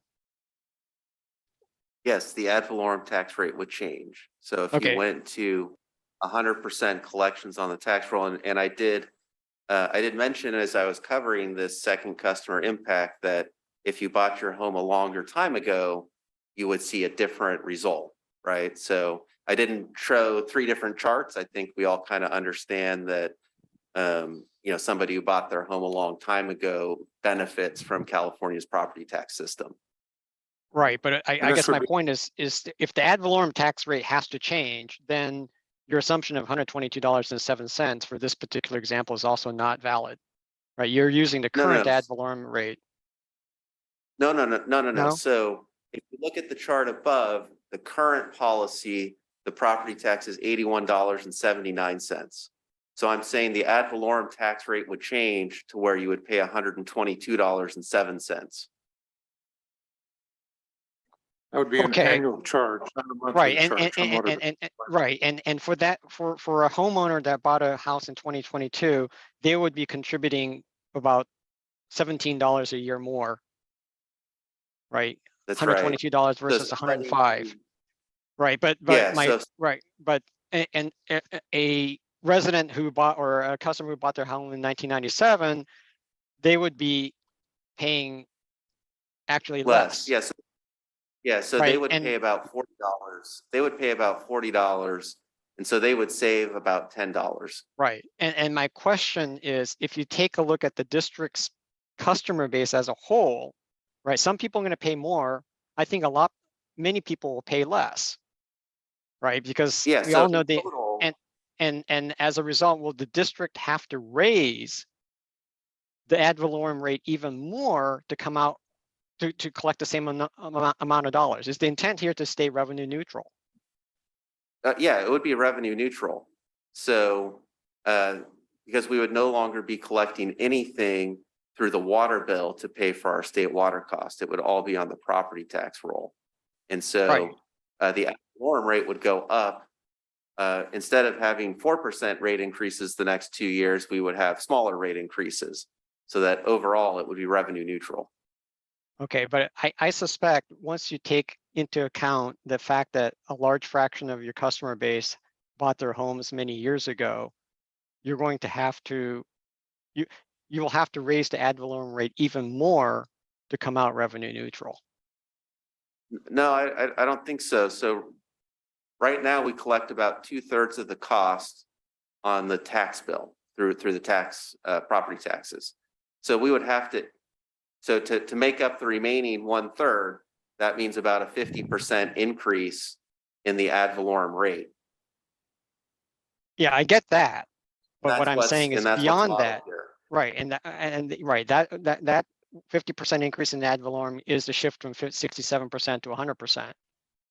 Yeah. But I'm thinking that once you've done that, all the people who have purchased their homes long time ago are not going to contribute enough to make up for the loss of that $23.51, right? Everybody who bought their house in 1997 by this shift is going to take money away from you, right? They actually benefit from this shift. They're paying $10 a year less, right? And yeah, So maybe one piece of information that we're not showing here, but it's kind of logistical. Right? But Mr. Wunderlich, when we're recovering these dollars, are we furnishing to the county a percentage, or are we furnishing to the county a dollar amount? Yeah, we tell the county how many dollars to collect. Right. And then the county sets the ad valorem percentage based on the value of property within the area. And again, collecting 67% at the current ad valorem rate accounts for properties with low assessed value and properties with high assessed value. So it's all a mathematical proportional calculation. Right. Okay. Thank you. Thank you. Thank you. Thank you for highlighting the fact that an area that's been expressed for concern are property owners who've held their properties for many years and are having difficulty. And this would be to their relative benefit as opposed to the huge the dot-commers that are and others that are coming in and purchasing these $1,000 per square foot homes throughout the $2,000 per square foot homes in Fremont. Currently, it would be to the advantage of the single family residential homeowner who may be on a fixed income. So, thank you. All right, I think, And of course, there's been huge appreciation in all those homes. but not for the assessed. majority. Right. The assessed value is what's The critical equity here. in the home is, The equity to the individuals in the White Prop 13 would pass again overwhelming. Yeah, Thank so you. I think what we've heard is that there's interest in continuing to talk about this. And so we will prepare for additional conversations on this topic. I Thank would you. ask, because I don't think we're clearly seeing it here. What are the benefits to the district of moving to 100%? It We're is, hearing opinions of board members, but I want to hear what it means to the district itself.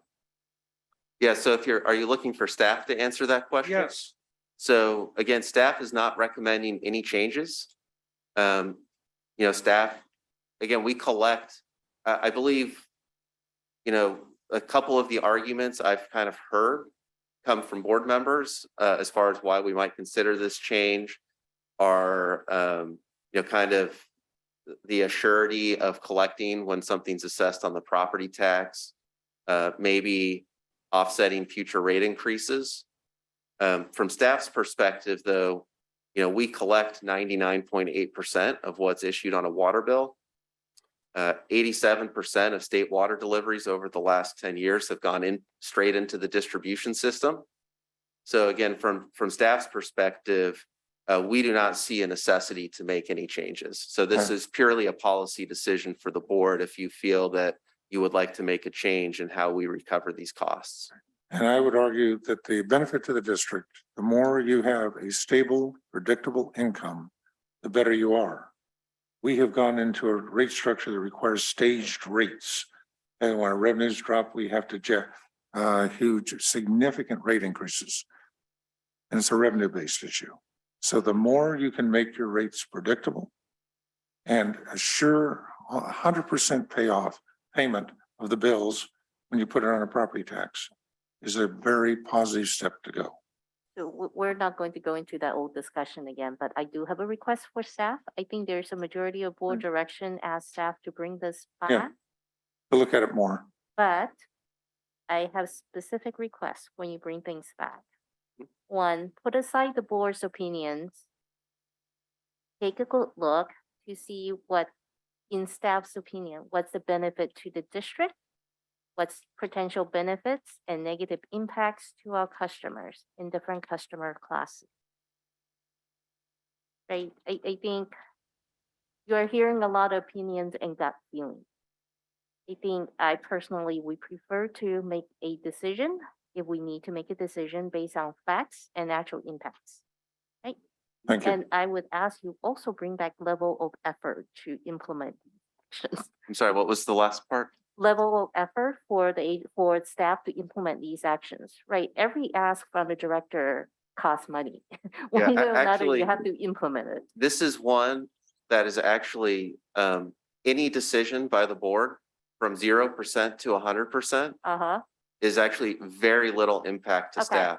Because every July, the board adopts a resolution saying we need to collect this amount of money from property taxes to meet our state water obligations. All staff does is send a letter to the county with that number on it, and then staff is done. so I would appreciate it when you bring this back to the board, also specify that on your slide. Mhm. Because I would like it to be in one spot, because this board sometimes would like to reevaluate things. So it would actually be nice in the presentation package and for future discussions to have all that in one spot. Yeah, and so Thank this you. is very different than any other use of the tax roll. So like using the tax roll for the service charge or delinquencies is different because that's on the right side of the tax bill as a fee, where there's more administrative work involved with working with the county to determine which parcels get what fee. This is a tax based on your assessed value. So all we have to do is tell the county the amount to collect. They know the assessed property values within our jurisdiction, and then they calculate the ad valorem rate and put it on, and it's administratively actually pretty simple. And I totally appreciate that. What I'm actually asking is for you to document that statement. Because we will have other harder discussions about property tax bill, about what we should put on it. I think there sometimes is a danger to lump all the different charges in with fees and taxes. So the ask really is for you to document your rationale, and that's the only thing I'm asking.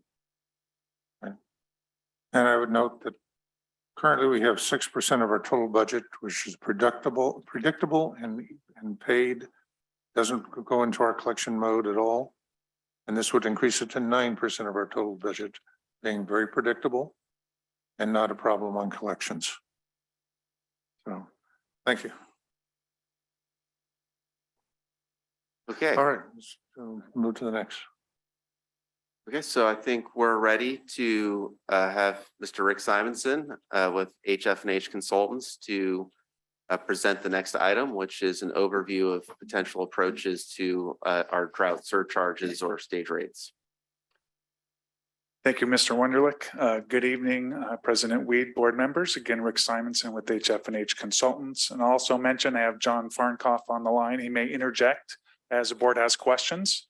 So he is attending online tonight. So we were here last month and heard some feedback from the board. They like to have some additional information presented this evening about the stage rates. You currently do have an adopted stage rate. We are going to talk about other options for structuring this stage rates. We have prepared examples of 3 other options and some sub options within those options. And there was also a request to understand how South Coast Water District in Southern California is handling their billing practices and how they bill much of their charges on the tax roll and what that looks like and what the advantages or disadvantages are of the tax roll billings. And then we'll wrap up and just have the board provide us some feedback so that we may come back in future meetings with the wishes of the board. Next slide. So I do know you know what the stage rates are. I won't go into too much detail here on this slide, but during water shortages, such as we are in right now with the current drought, we're asking to have customers reduce their water use, and that will reduce the amount of revenue received at the district. So conservation does reduce certain variable costs, lower costs of purchasing water, pumping the water, lower costs of treating water, but some costs are fixed. So those will remain unchanged, such as public outreach during a drought, costs can go up. In addition, during the drought, you provide public outreach and education to help reduce ways that customers can reduce their water use. This revenue deficit will occur unless consumption charges are increased. So if you continue at your current rates with lower water use, you'll have less revenue. And for a time, reserves can accommodate that less revenue if available. But they can be drawn down quickly if their rates aren't adjusted accordingly.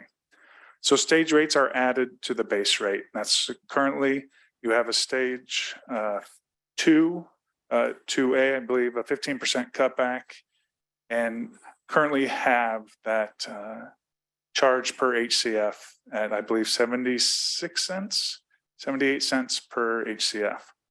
These are derived by offsetting those shortfalls with each shortage reductions within each shortage reduction stage. And stage rates should net out any costs resulting, any of the savings that I've already mentioned, purchase water, lower pumping costs, so that you remain revenue neutral. That's the intent of these stage rates, is to remain revenue neutral, not generate additional revenues. Next slide, please. We're going to walk through three basic options. First, we'll focus on just the fixed charge. If you just impact the fixed charge, we'll look at two sub options, where one is based on the equal charge per account, or based on the meter size, option 1B. Option 2 is your current methodology, as I said, a uniform charge per HCF. And this is applied only to the water use, does not affect the fixed service charge. And lastly, an option 3 that is similar to option 2, instead of a uniform charge on the HCF for water use, we can explore tiers. So more water you use, the higher that surcharge would be. For example, you could set the first tier breakpoint at 12 HCF, and I'll talk through how we've arrived at that first breakpoint. Next slide, please. So let's look at option 1 with the fixed service charge. Again, it would be an equal service charge to each account. So every account pays the same. It's a known amount, will not change during the year. Option 1B, again, will be a known amount, not change during the year, but it will be different based on the size meter, the capacity at each of the customers' locations. So what's the advantage of doing that? High revenue stability. You know exactly what you're going to get. It doesn't get impacted based on people's reduction in flow. If you need $1 million and you do a fixed charge, divide by your total accounts, you're going to get exactly that $1 million. And over 1B, this the advantage, it reflects potential demand. 1B reflects potential demand. So this is a disadvantage of 1A. A disadvantage of 1A is that the ratepayer equity. It assumes every ratepayer uses the same amount of water. If you reduce water, you're still paying the same surcharge. If you use more than average, you're still paying the same surcharge. So again, 1A is not related to flow, where 1B is. Potentially, it's not actual flow for 1B, because a larger meter size assumes you use more water, and that's why you have a larger meter size and should pay more. So let's see an example. We've looked at each of the stages here with demand reduction. You're currently in 2A, which is at 15% reduction. What would this look like if, instead of the uniform HCF charge, that the net revenue that's lost is charged to each account equally? It would be $22.32. We're just showing the stage 2A here because that's where you currently are. But as you see, the demand reduction increases, that charge will also increase because you have additional net revenue loss as customers cut back at each stage. And at the conclusion of the slides, we'll show a side-by-side comparison of a few of these options, so you can see them side by side. Let's look at 1B. If we look at the meter size, we first have to determine what is the charge per the 5/8 inch meter. So on the far right side, it does say bi-monthly surcharge per account, but really that is associated with your smallest meter size of 5/8 or 3/4. So as compared to the 1A, where it's the same for each account, this would be $16.53 for your smallest meter of 3/4 or 5/8. If we go to the next slide, you'll see how we apply that as you have larger and larger meters that provide additional capacity. You see the ratios there that graduate that charge as the meter sizes increase. So the base charge would be $16.53 for the smallest meter size, but could be as much as $2,077 for a 10-inch meter. And those larger meters typically reflect more water use. Okay, next slide. Option 2. So this is your current methodology, so I won't go into too much detail, but of course it is based on cutting back at the same stage you currently are 2A, and this is charged on a per HCF basis only on your commodity charge or water use. It's relatively simple to implement. You currently have it implemented, and it's the same for every customer. It provides ratepayer equity as it correlates with the water use. If you use more, you're going to pay more of the charges.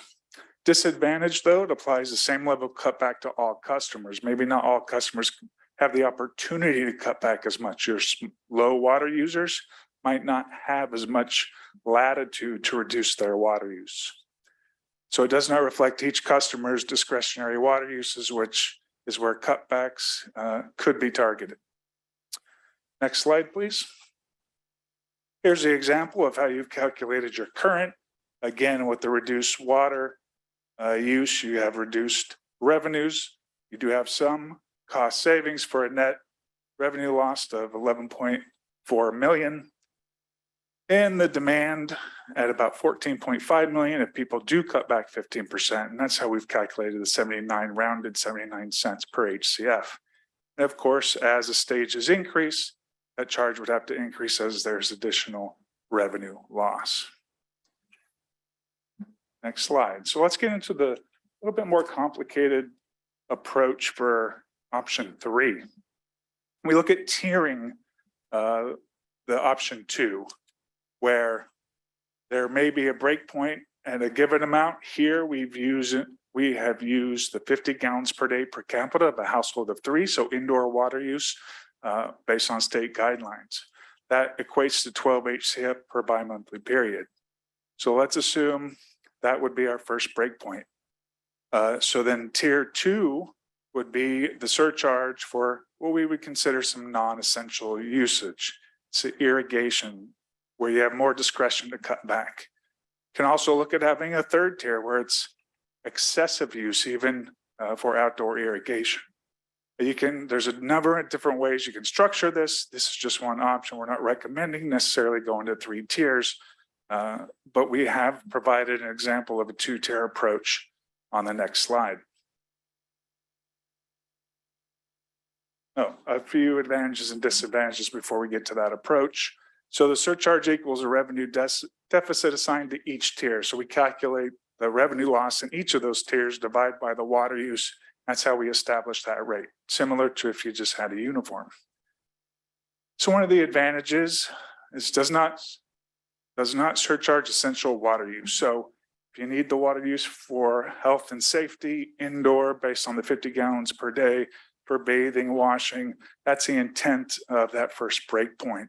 So have that water use and not be penalized for using it.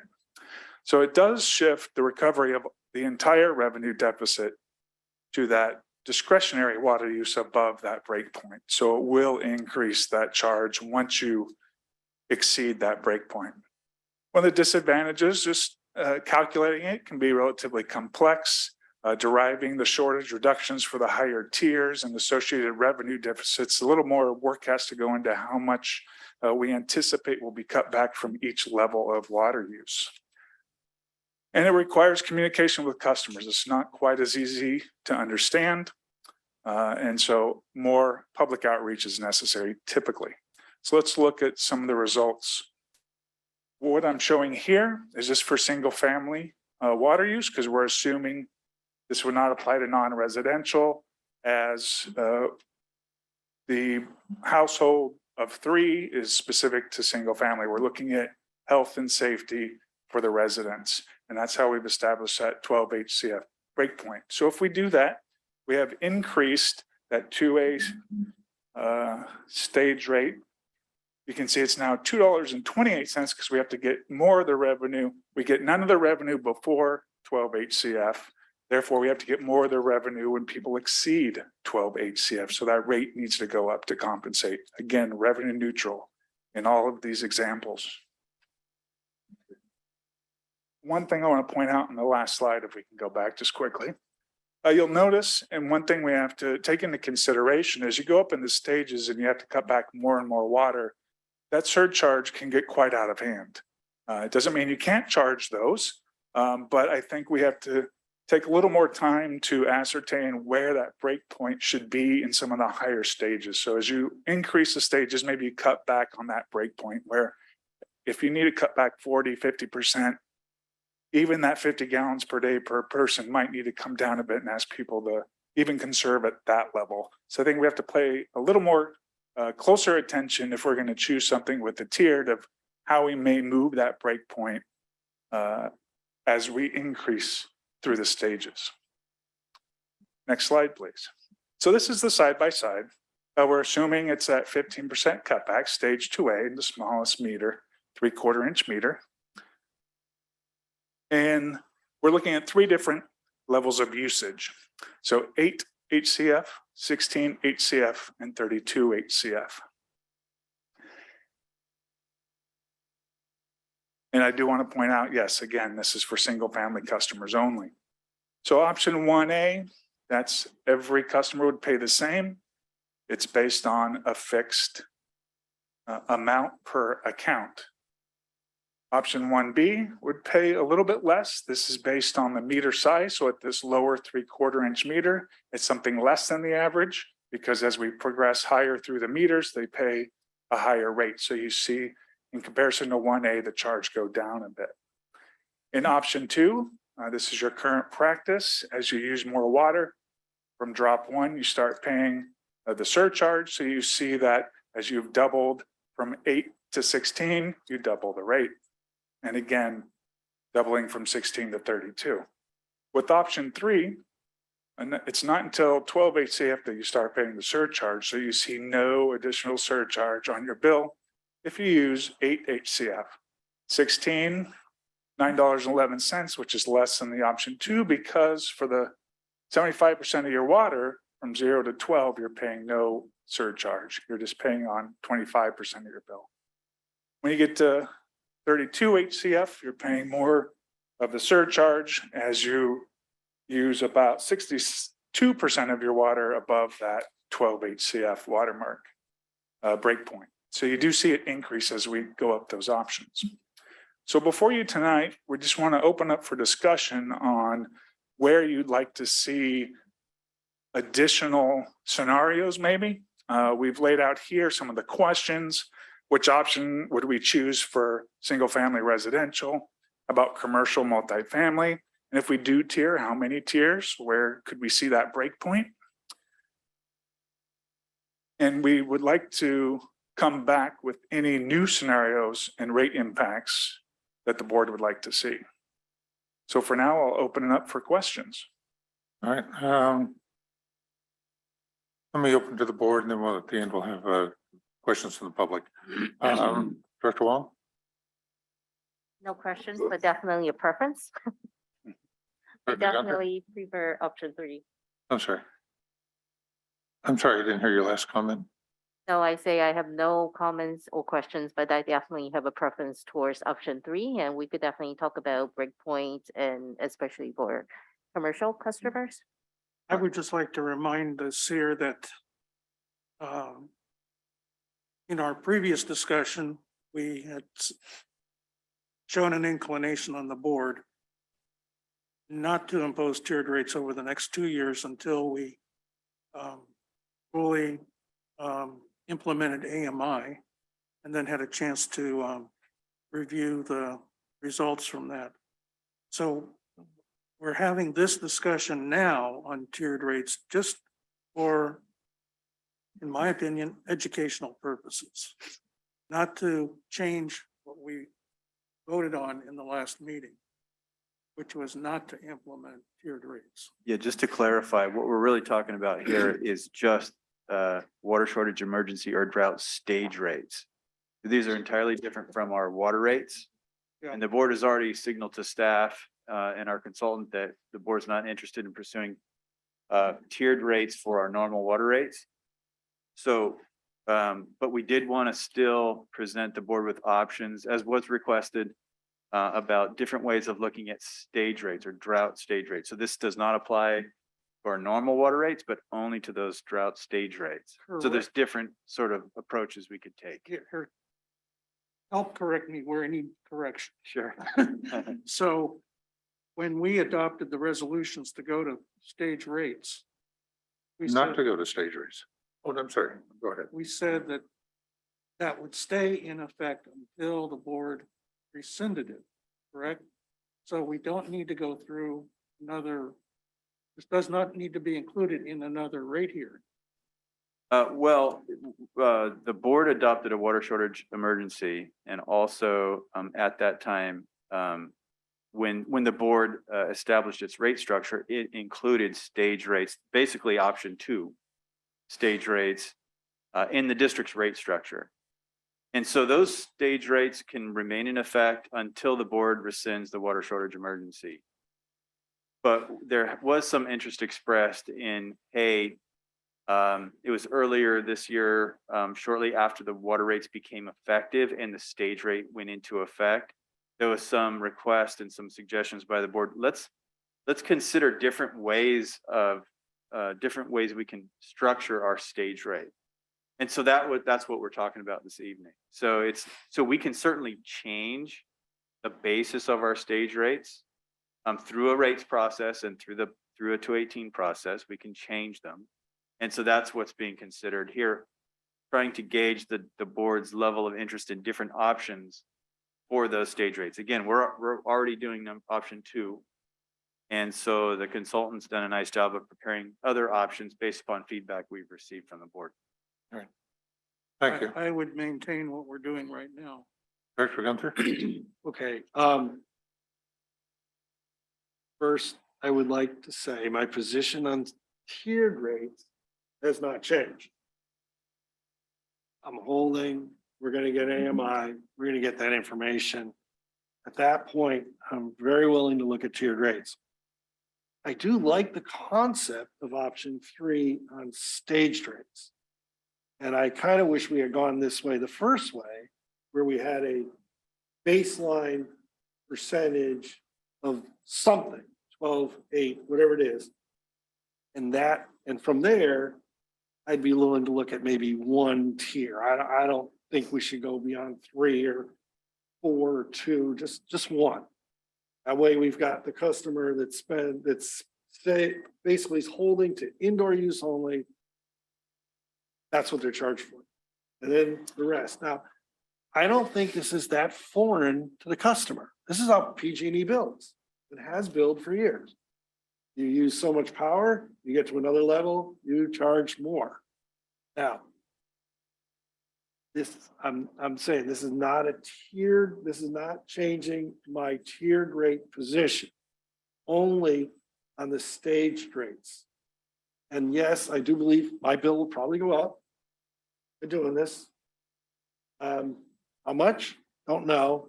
My lawn's dead. Actually, most of Union City is dead. A lot of lawns have taken, and I think we've got 15% now. You listen to the radio, they're all talking May, June figures. Well, it's August. So, yeah, once again, this is not tiered rates. This is the staged rate having an additional tier to it. Okay. So that's how I would support option 3. So, And I would like to see possibly a 1-tiered straight. so do we have to make a choice that's going to be included in the new Prop 218? Yes, so we do have, as you alluded to, Director Sethy, we have a stage rate in effect today. I don't think we would have a legal obligation to change it. We could just leave it in effect. But through this process, we do have the opportunity to revisit it if we want to. And so if there is a desire to make changes, they would need to be included in a 218 notice. Director Akbari? So I would be partial to option 3 as well. I would be similar to Director Gunther, more inclined on having just 2 tiers, having the 0 tier and then 1 tier above that at the 12 HCF amount that was laid out in the presentation. I think that would be, I don't think it'd be difficult for our customers to understand. I think it's easy for us to communicate why we're implementing the stage rates and why we're doing our best to alleviate the concern over just the basic amount that's used by most of our customers in single family residences, but then adding on the stage rate to any amounts above the 12 HCF. Thank you. Concurrent with that too, excuse me, would be that we have sunset on this, just like we had sunset before. And when that hits, we sunset. And we did that just before. I think some of our customers still don't recognize the fact that, yes, we did sunset our staged rates when the drought emergency was rescinded by the state. So I really want that to still be in effect and still be in our messaging that this is temporary. This is based on where we are because of lack of water. Basically, period. I will definitely second that, that any stage rate we implement has to sunset when the drought emergency is over. Right? That's, I feel really strongly, that's definitely not negotiable. In terms of tiers, I would support 1 base tier plus 1. So basically a 2-tier process that currently is proposed in the presentation. Because your tier 3, you're recommending we don't go there. Director Sethy? I already said I support the current way we're Okay. implementing it. Well, my initial comment is the reason I'm frustrated that we're going into the confusion of staged rates, which is a product of a dysfunctional rate structure, which did not match fixed cost with fixed income and variable cost with variable income. We inverted. So now we're into the problem of what happens when you have a drought and we're leveraged down. In the last drought, we had a 0 tier, which I think it reflects your tier 1. I think the 0 tier is a better terminology because there's no change. We installed a and 1 tier for single family residents. And a challenge you have if you go with meter size is that some of our newer residents have a 1.5 inch meter for required by city code for fire flows. So we don't have a uniformity within our district on meter size for residential uses. Second, we don't necessarily have a good handle. It would take a lot of staff work to determine how many residents are in a particular unit or home. And going through that process would probably add staff time and cost and delays and unfairness in the implementation. When we went through the last drought, we had about a $60 million shortfall on over 3 years. And when our revenues were far less than they are today. So today that revenue shortfall would be even less over a 3-year period if we had the same level of cutback.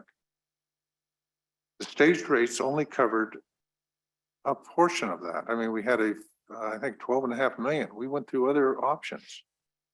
So to use this form of rate surcharge is going to be extraordinary to cover what will maybe a $20 to $30 million. I want to go back to your numbers, but an incredibly high cost number that we're going to be putting on people on the argument that, well, we need to cover our cost. Whether you use water or not, we have a badly structured rate structure. So I would go for a single tier, a 0 tier with a single 1 tier to for residential uses. Last time we did not include commercial. And I don't know that we need to cover, it would be interesting to see what the price breakout is, if we have to go to commercial as well in order to cover the extraordinary amount of money we're going to have to create. I did not support the our last rates when it went to 218 because this confusion was was on the horizon. And now we're trying to deal with it. Thank you. Director Wee, if I may. Please. So I definitely support option 3 just because the base tier or tier 1 recognize that there's a concept of life and safety needs for water use. And it also acknowledge some of our customers' efforts in water conservation. But it's a little bit harder for commercial facilities because some of them has a set water demand as part of their process, right? You can't tell people to make less widgets. Correct. Right, because so I'm actually a little bit curious as to, I know your proposal is use average day demand. When you come back to us, can you give us more ideas or concept of how to fairly implement this? Because I am having a little bit problem getting it in my head, trying to figure out how do you address that particular issue? Because unlike for residential, right, we recognize there's life and safety, basic water need, and there's happens to be established number per person. Commercial facility is not as easy. So- That is correct. That's very intuitive. Yeah, with residential, pretty homogeneous group. With commercial, it's a wide range. Your small mom and pops, your Teslas. Water use is essential to the business. So that is why we've posed this question of which option for single family, which option for commercial, knowing there's a potential of having option 3 for residential and maybe keeping with just the 1 surcharge, option 2 for commercial, because it is very difficult to set that. And that's why with our note 3 there, we say, do we keep it uniform?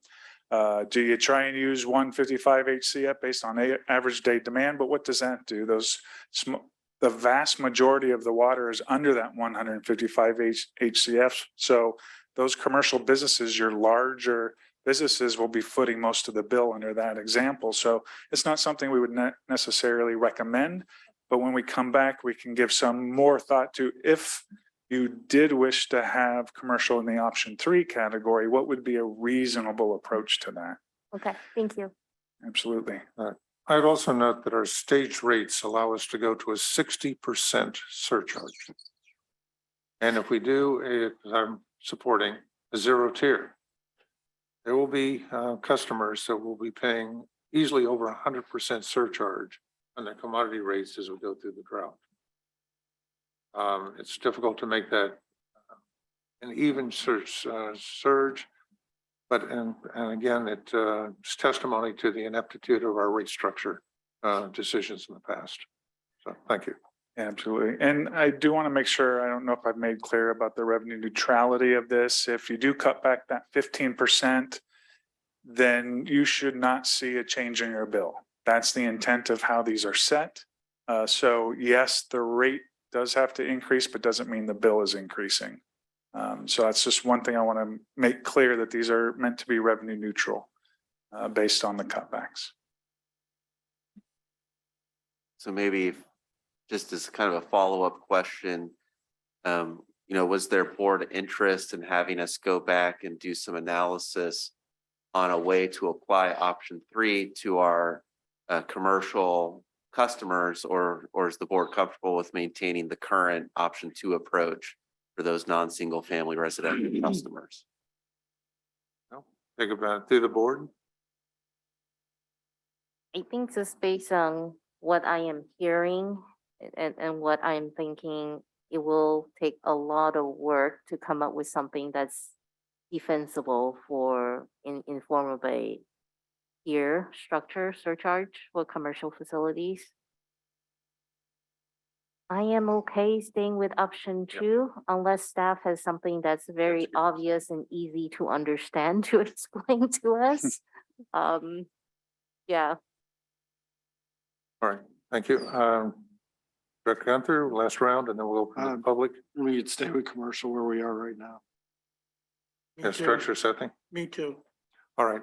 Is there any member of the public that wishes to address the board on Director this item? Akbari? I had some additional kind of follow-up sorry. Okay. Actually, I clarification. think Director Akbari might have something to say about that Sure. last question. Just want to state my concurrence that I'm comfortable with here, sorry, the second approach. Got it. Okay. All right, thank you. Mr. Wonderlich? Yeah, so in terms of what we'll prepare to bring back to the board for additional scenarios in September. You know, obviously, it's based on what we've heard, and we still need to hear the public feedback and see if that changes any perspectives as well. But maintaining the current approach for everyone except our single family residential. You'd like to see us bring back some more detail behind option 3 for single family residential. I think for sure one of the things Mr. Simonson's talked about that we'll need to look at and bring back to the board is the appropriate tier breakpoint at each level of drought emergency. Because as he was talking about, you know, at a stage 5 drought emergency, you know, I'm sorry, but you don't get the 50 gallons per person per day for free. You know, at that point, the breakpoint needs to be lower because of the severity of the drought. So another question is, one of the items on this chart here is whether, so in option 3, you could still have a surcharge for the first tier, just it would be lower, right? So for example, at stage 2A, for option 2, it's 79 cents per unit at option 2. For option 3, what's been presented this evening is no surcharge for the first 12 units, and then a surcharge of $2.28 starting with the 13th unit.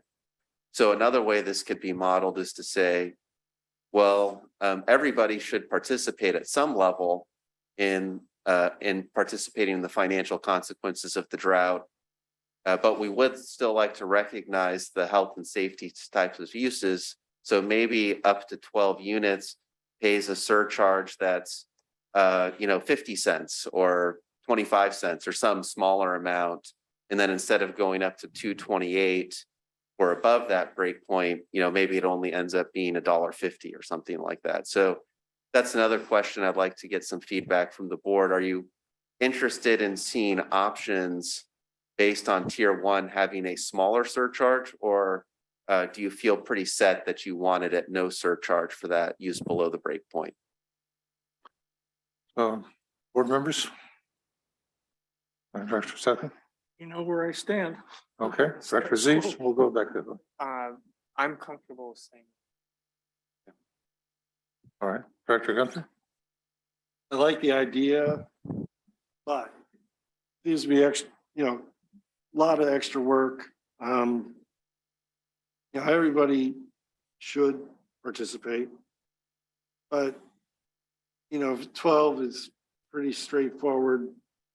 Indoor use only, barely. And this is stuff we've seen in the past too, when we've gone that we've already seen these numbers in the last drought.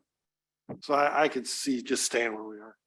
Yeah, no, we definitely have some staff from our customer service division who are listening to this conversation very intently, because going to the option 3 is a project in the billing system.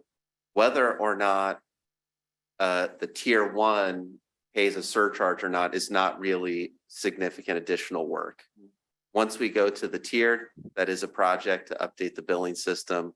But again, whether or not we want, if we don't want anything in that tier 1, that's fine, but it's not kind of a staff workload issue. Well, I have a possible suggestion.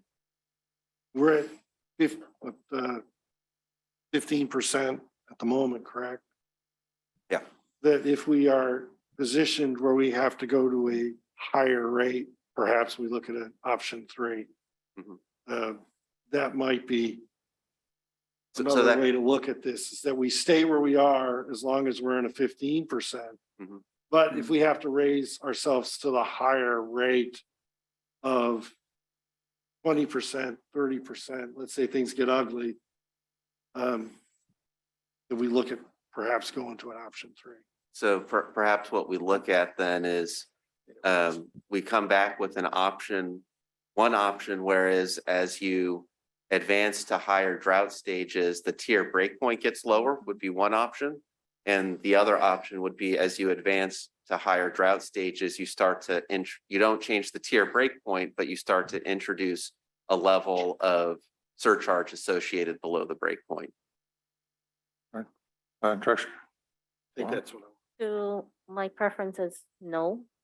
So no tier one surcharge for now, but I actually would like to look at how things will work out. I definitely support as we go out to higher drought tier, conservation tier, that we relook at the breakpoint. Because we all know in the future, the state would like to ratchet down the 50 gallon per person per day down to somewhere about 42. So it may be a way to help us guide our customers that way in a sense of encouragement. So I'm interested in looking at evaluating the breakpoint when we move up to drought conservation tiers. In terms of tier one surcharge, yeah, at the higher tiers, we do need to look at it because the bottom line is once we get to that type of conservation levels, it will cost us a lot more to deliver that one drop of water, right? So for me, it'll end up to be a balance between recognizing that there's basic life safety requirement versus how much it's going to cost us and how we should fairly distribute that cost across. But for me, that discussion won't come in until we're at really, really high conservation tier. No, I think that's clear enough feedback for us to prepare some different options. All right. And my comments are keep the rate structure as simple as possible. Better for the customers, better for our staff, and the cost of trying to administer it. The zero tier where people who are meeting the minimum standards, I think has validity. But the other thought is that even when the water emergency is over, the past history is there is a lag time before people get back up to normal water use. And we will need these staged rates well beyond the emergency. And that's going to be a hard question, pitch to tell the public that we need it for revenue, not for conservation. Thank you. Shall we move on? Please. Excellent, thank you. And I see John, there's a hand raised. I'm sorry, there, Mr. Nishimura, yes.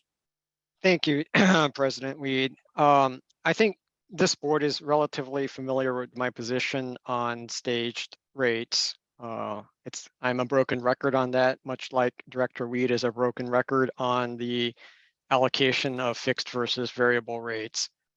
If you go back to the previous slide, I think, as you can guess, I'm a very strong proponent of option 3.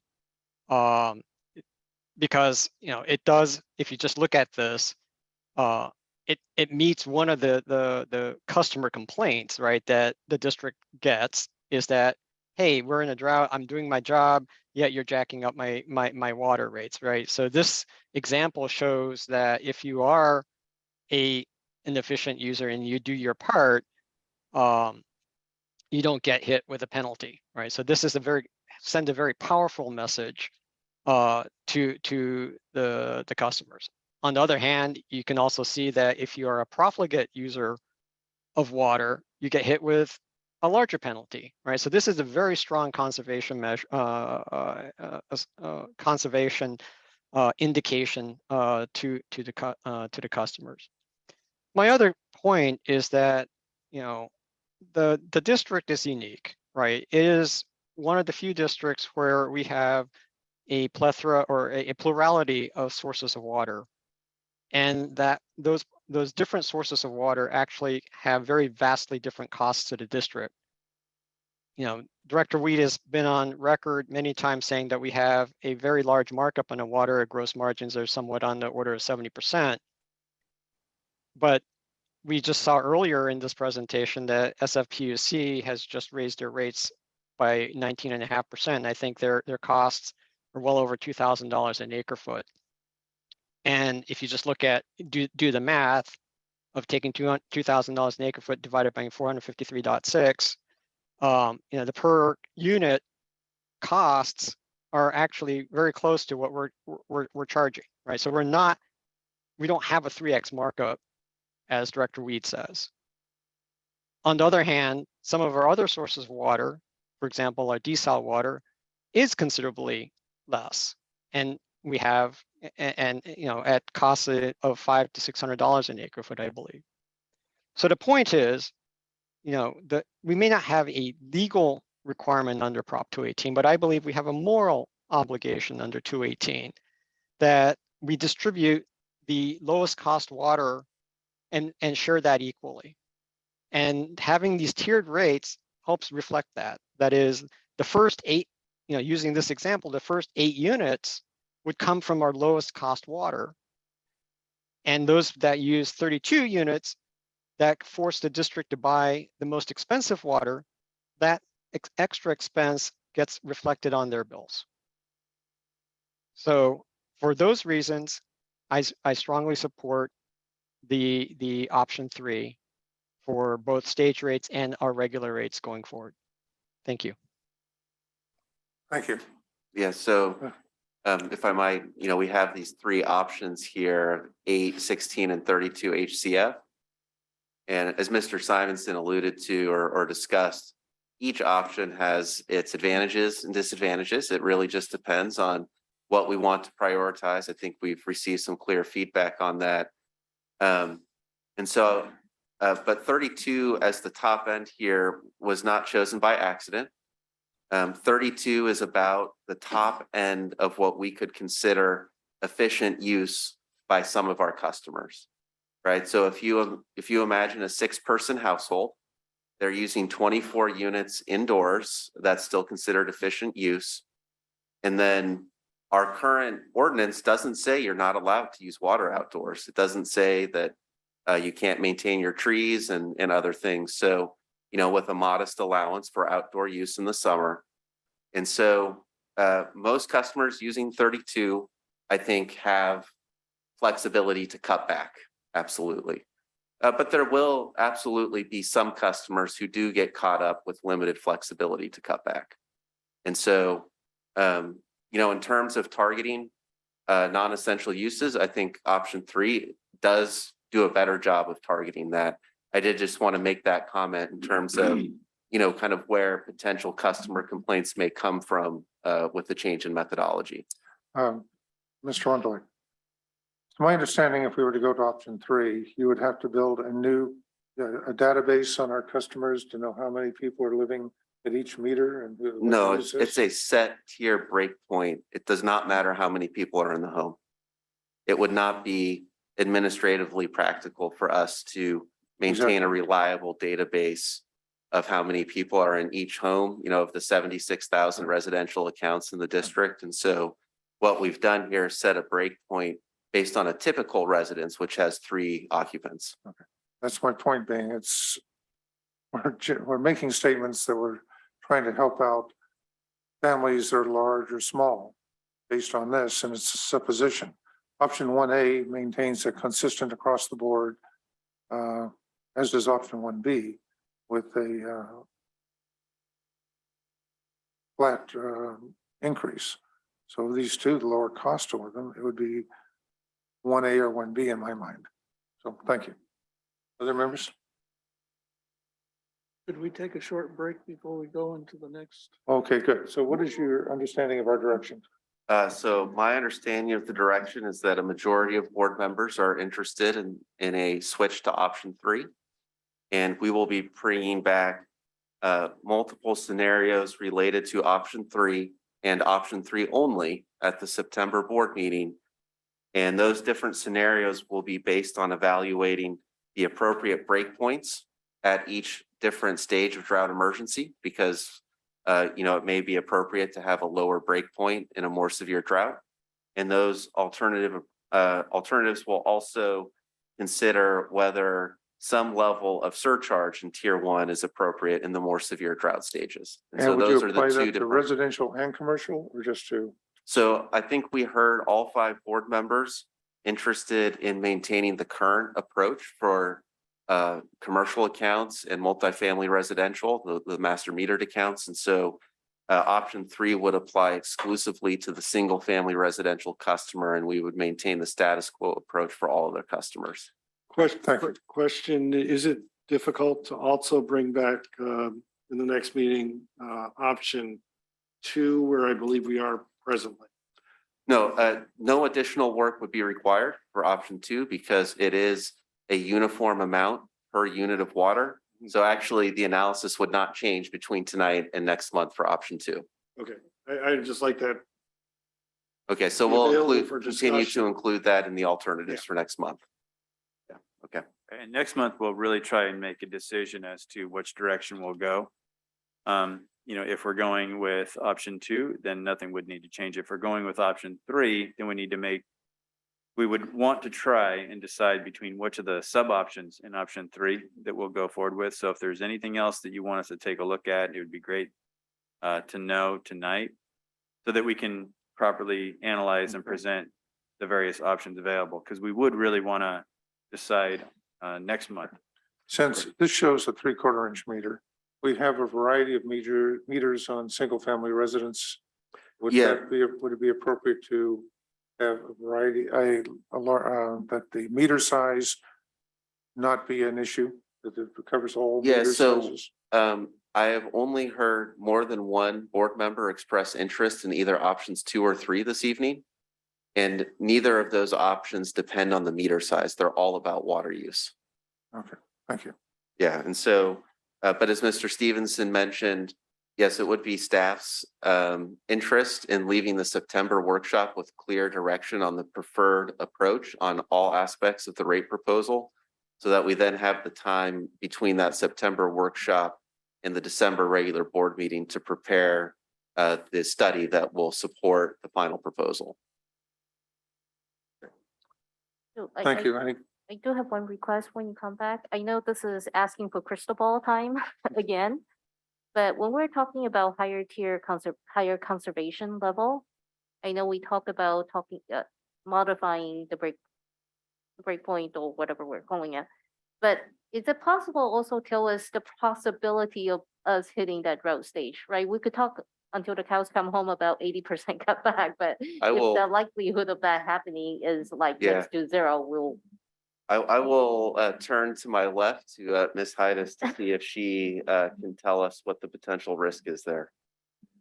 Off the top of my head, I don't have a great answer for you, but we will be coming back to the board in September with more information on what we think next year is going to be looking like, and then probably even more thorough information in October. So I can certainly coordinate with Mr. Wunderlich to get as best information as we can for the next update. so when you come back, just give us a little bit of a reality check, right? Because right now it's just a series of different drought reduction stages. I mean, how likely is it going to happen, and how much time do we as the board should spend talking about it if it's not likely to happen at all?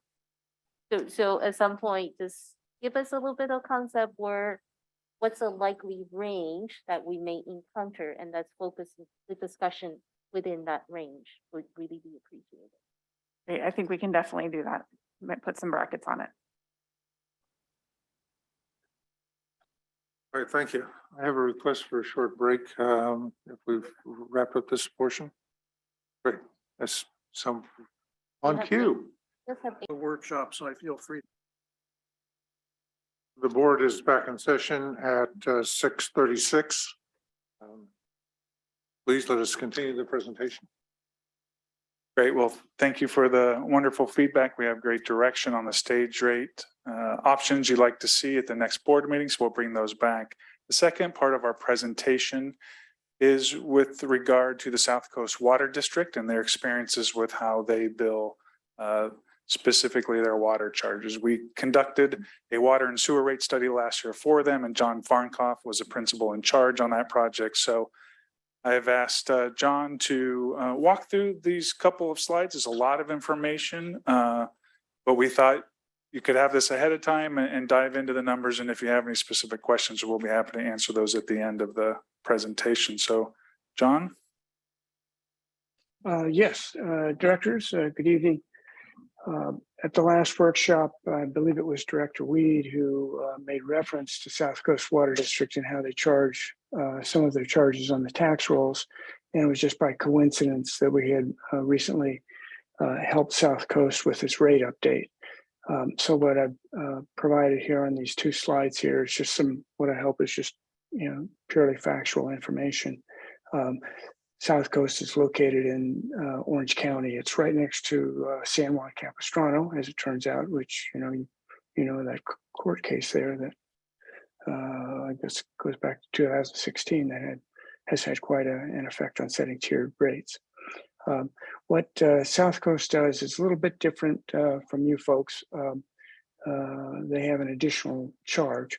They have service charges, and the single family residences service charges are billed on the tax rolls. I think they also bill some of the multifamily accounts, but not all of them. That's about 26% of the revenue that South Coast gets. Everybody else, all the other customers are billed monthly for their service charges. The district also has a peak demand charge, which they patterned after the peak demand charge that Metropolitan Water District of Southern California charges its wholesale customers. And they like it because it has a discouraging influence on peak demands. And it's helped with that. It's based on a customer's prior year's second highest month demand. And that demand will determine what their peak demand charge is going to be for the next year. So it's a form of a fixed charge, but it is annually reevaluated based on flow. Single family residents peak demand charges are also on the tax rolls, and that's another 19% of the revenue. Again, all the other customers are billed on a monthly basis for that. The effect of this is that they are getting about 39% of their revenue from their consumption charges and 61% from a combination of the service charges and the peak demand charges, of which 45% is billed on the tax rolls. If we go to the next slide, tried to make some comparisons here about billing on the tax rolls versus the monthly bills. It has an effect on their cash flow. What is billed on the tax rolls produces revenue that's reimbursed by the county in two pieces during the year. It's not just one annual amount. There's a 9-month period during which they have to wait for the county to reimburse. And so because of that, it requires the district to have a higher reserve to tide them over during that dry period. It does have the advantage of guaranteeing the collection of delinquencies, which in their area is very low. It's an affluent area. What happens here is that the residential customers are paying for part of their cost of water service on an annual basis and part of it on a monthly basis. The way that impacts customers is kind of interesting. They're getting monthly information about their water use, but they're not getting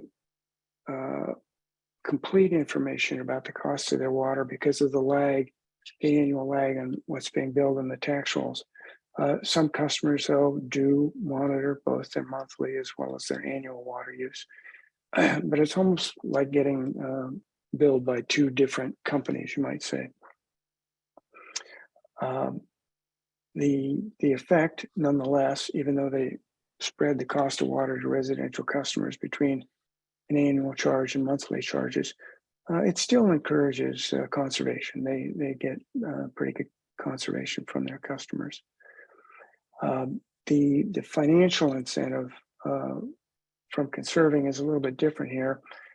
If they're getting 45% of their revenue from the service charges, again for single family customers, from their service charges and peak demand charges, 55% is coming from the consumption charges. And so, just as an example, a 20% reduction in water use reduces the customer's bill 11% on average. So again, it always puts customers in the position of understanding whether it's, you know, what kind of a payback they're getting from making their conservation efforts.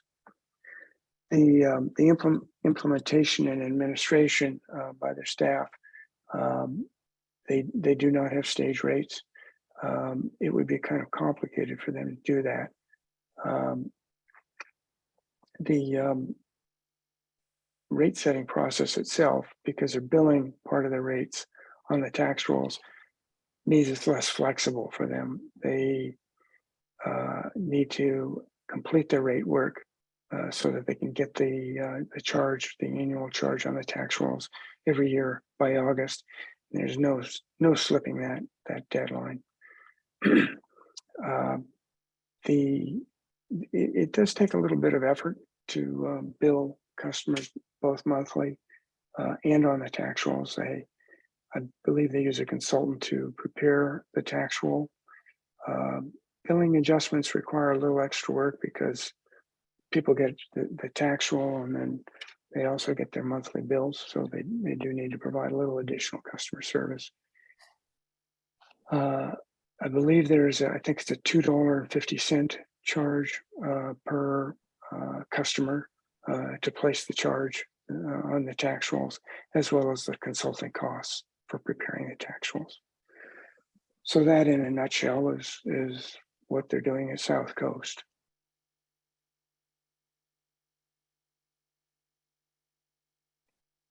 A question. I thought I read that in your presentation that the conservation levels for those between the those getting the portion of the bill annually versus monthly was really about the same. I don't know, Director Reed, if it's the same, but it is. They think that they're even if people are just being billed monthly and using that as the signal, that does provide a good message to the customers, sufficient message. You know, the annual peak demand charge on the tax rolls is not something they adjust at all. But they would say, I think that they don't think that billing part of the bill on the tax rolls has weakened the conservation signal significantly. I don't know what the basis for that is. They haven't been doing it, you know, both ways, and I don't know how they come to that opinion, but that's their feeling. All right. I had dinner one evening in Washington, D.C. with the former general manager who since passed away, helped establish this rate. He was a senior executive service 6 with the Department of Treasury, where he left the government and went into the water world. And so this is more complex than he had described, and appropriate for something coming out of the federal government. But it still gives the bulk of the charge to the fixed charge and places that on the property tax rolls. Not as clean as I might hope, but that was the general idea, and it seemed to work. They achieved their conservation requirements, and at the same time had a much more stable rate structure, one that did not require stage rates. Thank you. Couple of comments. My understanding from talking to some past and current board members was that the incentive for placing the fixed charges on the property tax bill and happened in a combination with raising the fixed charges as a proportion of the total billing was to provide revenue, better revenue stability, and better revenue predictability. And number two, my understanding was that the board voted unanimously to do this, and that it took a four-fifths vote under state law to be able to do this, but they voted unanimously for it. Earlier this year,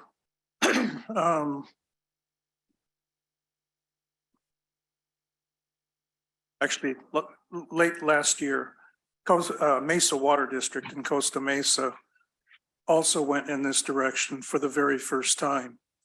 They substantially increased their fixed charge. They voted unanimously in January under Prop 218 to put it on the property tax bill.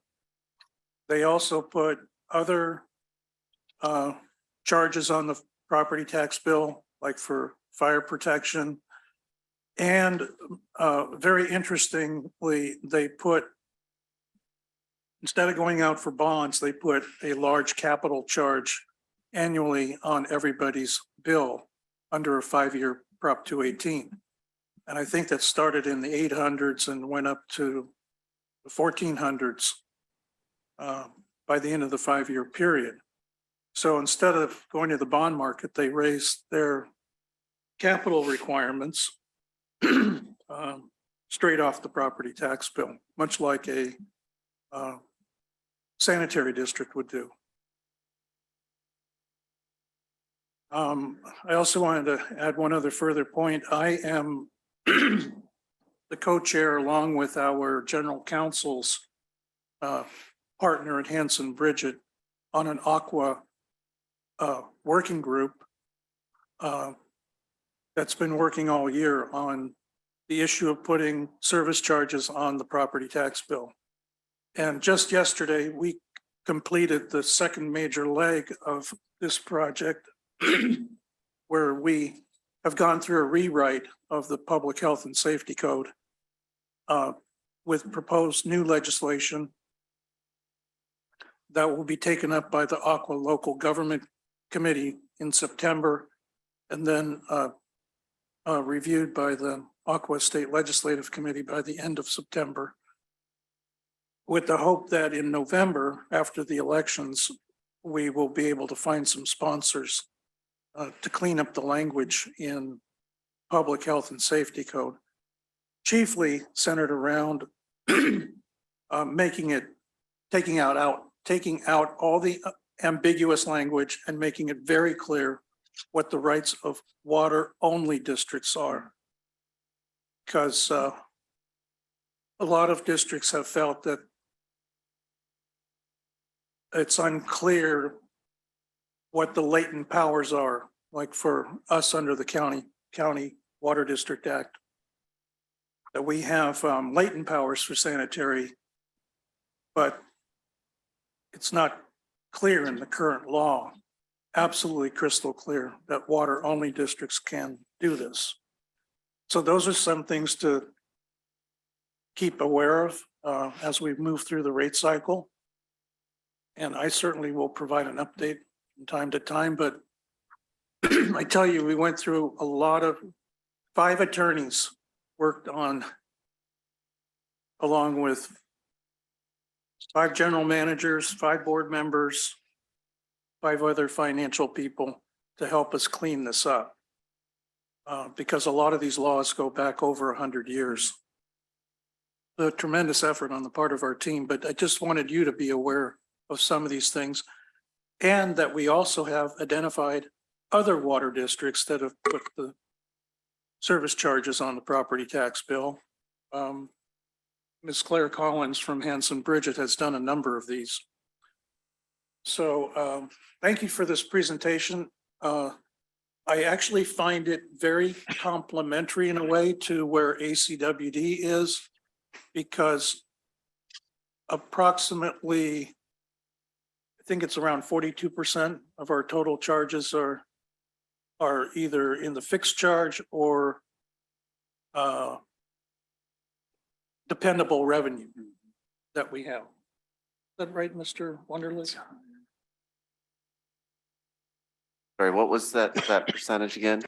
That we have about 42% of our revenue is pretty solid between the fixed charge and other dependable revenue. So between the fixed charge and property taxes, we are between about 40 and 45% of really fixed revenue. Typically, when staff has used the term dependable, we include in that water sales that we consider highly reliable, up to about 27 MGD based on our lowest demand year during the last drought. Once you add in those, that we would consider highly reliable, water consumption charges, we're actually up to more 80 to 85% that we consider really highly reliable. Right, so I was discounting the fixed charge plus property taxes. That gets us to about the same number here of 45% for South Coast. Okay. Well, I might take exception to some of that analysis. But I would note, first of all, that they have a 5-year 218 because of the predictability of their revenues on the property tax bill. We don't have that predictability. That Claire Collins was comment attributed to her was that she found an 8% increase in district revenues because they billing on the property tax bill, there was assurance that those bills would be paid and the revenues were significantly higher, foregoing the need for additional rate increases. That and the fact that I wish we had that stability. We would not be doing stage rates if we did. Thank you. No questions. First, I'll come right out and say, I support what Director Sethy's trying to do. Because until Aqua can get that done, I don't support this. If they achieve that, sounds like they're going to. I'm watching, reviewing, and I'm not going to say either way because I'm 50-50. Either way, I'm going to pay. What I will say is, this goes on to what Director Sethy said, I believe, is that our service charge is where it should be. We're going to sell so much water. And I know Director Weed and I completely disagree on this. And that's okay. Because I believe my numbers are fairly accurate. And I believe, once again, Director Sethy and I are kind of in the position on this. When Aqua resolve this, I think they have a very strong chance, maybe of next year. I'm going in with an open mind. And I could see benefits from each side. Just as I said earlier this evening about the 100%, on that, I do believe there is value for our service. So I don't have a problem with some of that on the tax roll. It sounds like maybe this is a way to do it. I'm not a big fan of 5-year Prop 18 notices. The sister district did that during the pandemic. And I believe that was kind of underhanded. I was a little surprised they didn't get more pushback from that. You know, we've done our rate hearings and we've had the room packed. And Well, South Coast had only, and they have a customer base of around 1/3 of what we do. But they only had 24 protests, either by letter or in person in December, January. And they also went with a 5-year 218. Yeah. Rancho Cucamonga is going with annual repetitive 4-year cycle, and a lot of districts are now going to 4-year. yeah, I'm not necessarily opposed to the 4 or 5. It's also about transparency, and I think that, and you know that my position on that, and I think that's achievable as well. My feeling is that I'm satisfied with our service charges. I'm willing to look at doing something like this. And I'm supportive of what you've been doing. Thank you. And open mind. Okay, thank you, Director. Do you have any comment? You know, I think staff's going to recap, right? Right. Of what we're going on. And Dr. Aziz, did you have anything to say?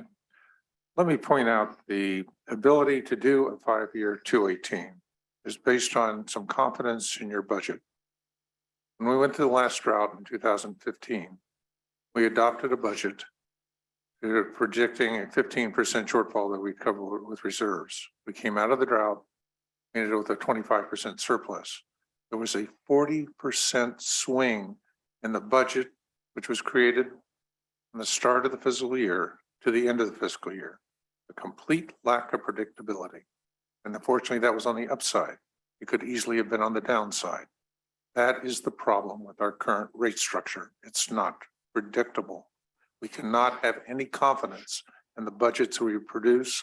Therefore, we have to maintain extraordinary reserves, cover that flexibility, and we have to have frequent 218s to adjust our rates. It's unfortunate. So thank you. Okay, so time out. I thought we were talking about South Coast Water District, so now we switch to duration of 218? I'm talking about the South Coast has an interesting structure, but what's important, if you take one note here, whether the tax bills are done on annually, on tax rolls, or monthly, does not appear to weaken the conservation signal. That there is rate-based conservation is one of the great frauds of our time in the rate structure. And it's clear, as repeated here with South Coast, that people do it not based on the dollar amount, but on the media that they receive and whether it's a socially responsible thing to not use water. It's not driven by their own economic desires. So if staff, I'm cheating, so I'm moving on to the next slide. On conclusion, it looks like staff does want to know our thoughts about regarding duration of the 218. Yeah, so I think we already heard that in terms of what we were looking for. We were only asking, based on prior discussions with the board, we were not asking for more than 2 years. And I think Okay. we heard that everybody was comfortable at 2 years. So we've heard what we need to on that topic tonight. Okay, thank you. We Because do a 218 2-year because we can now do a 2-year budget, even if we don't have a great deal of confidence in it. Thank you. I support the 2-year 218 because that go accordingly consistent with our budget. I think over collecting without good budget means that you're actually trying to budget based on how much money you get, which is cart before the horse. We should, based on the budget should based on what we need, and then we collect what we need, right, based on the budget. It's not, we collect all these money and that's back our way into it. I philosophically do not support that, but I can deal with the 218 based on our 2-year budget. So thank you. Question on, maybe this is for South Coast, question is, do they do a separate 218 on their tax and then on their consumption? Or do they just do a 5-year or 4-year or whatever 218 notice? No, Or would they that do a be- excuse me, go ahead. No, I guess my question then is, if we were to do this concept of service charge, would there be a 5-year possibility of a 5-year 218 on that versus maybe a 218 on consumption? Yeah, so you're talking about basically splitting the notice. I suppose it could be structured in that way where you would, on your 218 notice, identify your commodity rates, that are going to be proposed effective with the 218, and then the adjustment in a year, and then not have any scheduled increases after that. And then on the service charge side, you would have 5 years of a schedule. So then you would have to come back in 2 years if you wanted to make further adjustments to the commodity. I think it would be a little awkward and confusing for customers to not have the same duration on both the commodity and service side. But from a kind of technical, could it be constructed in a way type of basis? Yes, I think it could be done. I guess take it one step further legally. We're talking property owners on the tax bill and ratepayers. Yeah, so the way you collect it isn't necessarily relevant to the 218 process. You would have to do a process when you start using the tax roll that's similar to 218 in terms of a protest process for property owners. So you would have to do that initially, but I don't believe you need, and Mr. Miyake, I'm sure knows the answer, but I don't believe you need to repeat that each year. I think that's more of a one-time process. Well, I'd be interested from hearing from Mr. Farnkoff about what South Coast does, but I can tell you that both an increase the service charge and the consumption charge are subject to Proposition 218. We would need to give the proper notice. How you structure that could depend on different timelines and things like that. So we would need to evaluate that, but both are subject to 218, both the procedural requirements as well as the substantive requirements, meaning that they meet the cost of service requirements. Yeah, and to add to what you're saying, because it was a point of question when we first went into the process in Aqua. It does not require a Prop 218 notice to adopt the billing mechanism of choice. Correct. It doesn't require you comply with 218, but there is a separate process in the health and safety code section that requires mailed notice to all the property owners, a protest process. So as Mr. Wunderlich mentioned, it's very similar to Proposition 218, but it's under a different set of statutes. Right. But I just wanted to clarify it. It's not subject to 218 to adopt collection the billing mechanism. Correct. Right, but because of the similarities, the first time we would make a should we make a transition like that, when we would make it, there would be a lot of efficiency to combining it with the 218 process and doing all of those notices together. Yeah, of course. Thank you. All right, well, thank you. This is South Coast, Monterey Peninsula, and others have gone with the process with the property tax. Oh, Mr. Nishimura, yes, you had some comments. Yeah, so I think the board is conflating two different things, right? One is revenue stability, and the other is putting the collections on the property tax bill. I believe the two are separate, right? I mean, I believe Mr. Wunderlich said that the ACWD today collects 99.8% of its revenue. That is, it's got a very high collections rate. And that moving it to the property tax may move it from 99.8 to 99.9 something. But it's, as you have said, it's noise. The issue, you know, and the downside of moving it to property tax, I think, is loss of transparency. Because it's not there, people lose track of it. And I'm very concerned that moving the billing mechanism to the property tax makes the whole process opaque and makes the district less accountable to its customers. As far as the revenue stability issue, we've heard from Director Weed over and over again that we need to raise the proportion of revenue from fixed charges. I believe Director Gunther asked a correct and operative question about the real percentage of reliable revenues, and I trust the staff's number of about 80 to 85%. This presentation of the South Coast Water District does bring up an interesting point of demand-based pricing or demand-based charge. And I am a supporter of that concept, because if you look at it from a philosophical standpoint, right, we say, well, the fixed charge is to pay for the infrastructure for your first drop of water, and then the variable costs or the consumption charge should reflect the cost of providing the second and subsequent drops of water. Well, we know, you know, if you look at it from an engineering perspective, it's really not quite that simple. And there is a demand component. Because if we knew upfront that every customer would use 1 drop of water a day, we would size our infrastructure differently than what we have today.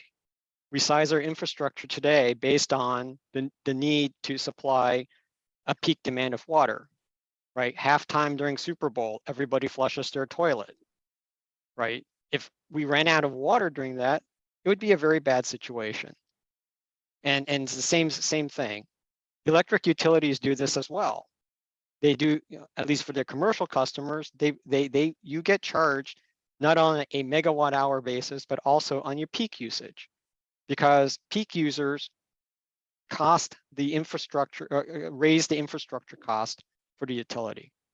So I am glad that this rate structure that you have presented has a demand-based charge. And I think that's something that the district should consider looking at if they want to be more equitable in the division of revenue based on what it costs the district to provide the service. Lastly, it is, we going down this discussion of, how much of a fixed charge do you need? I do point out that there are many utilities, PG&E is probably the one that we're most familiar with, that operate with no fixed charge, right? And how can they do that?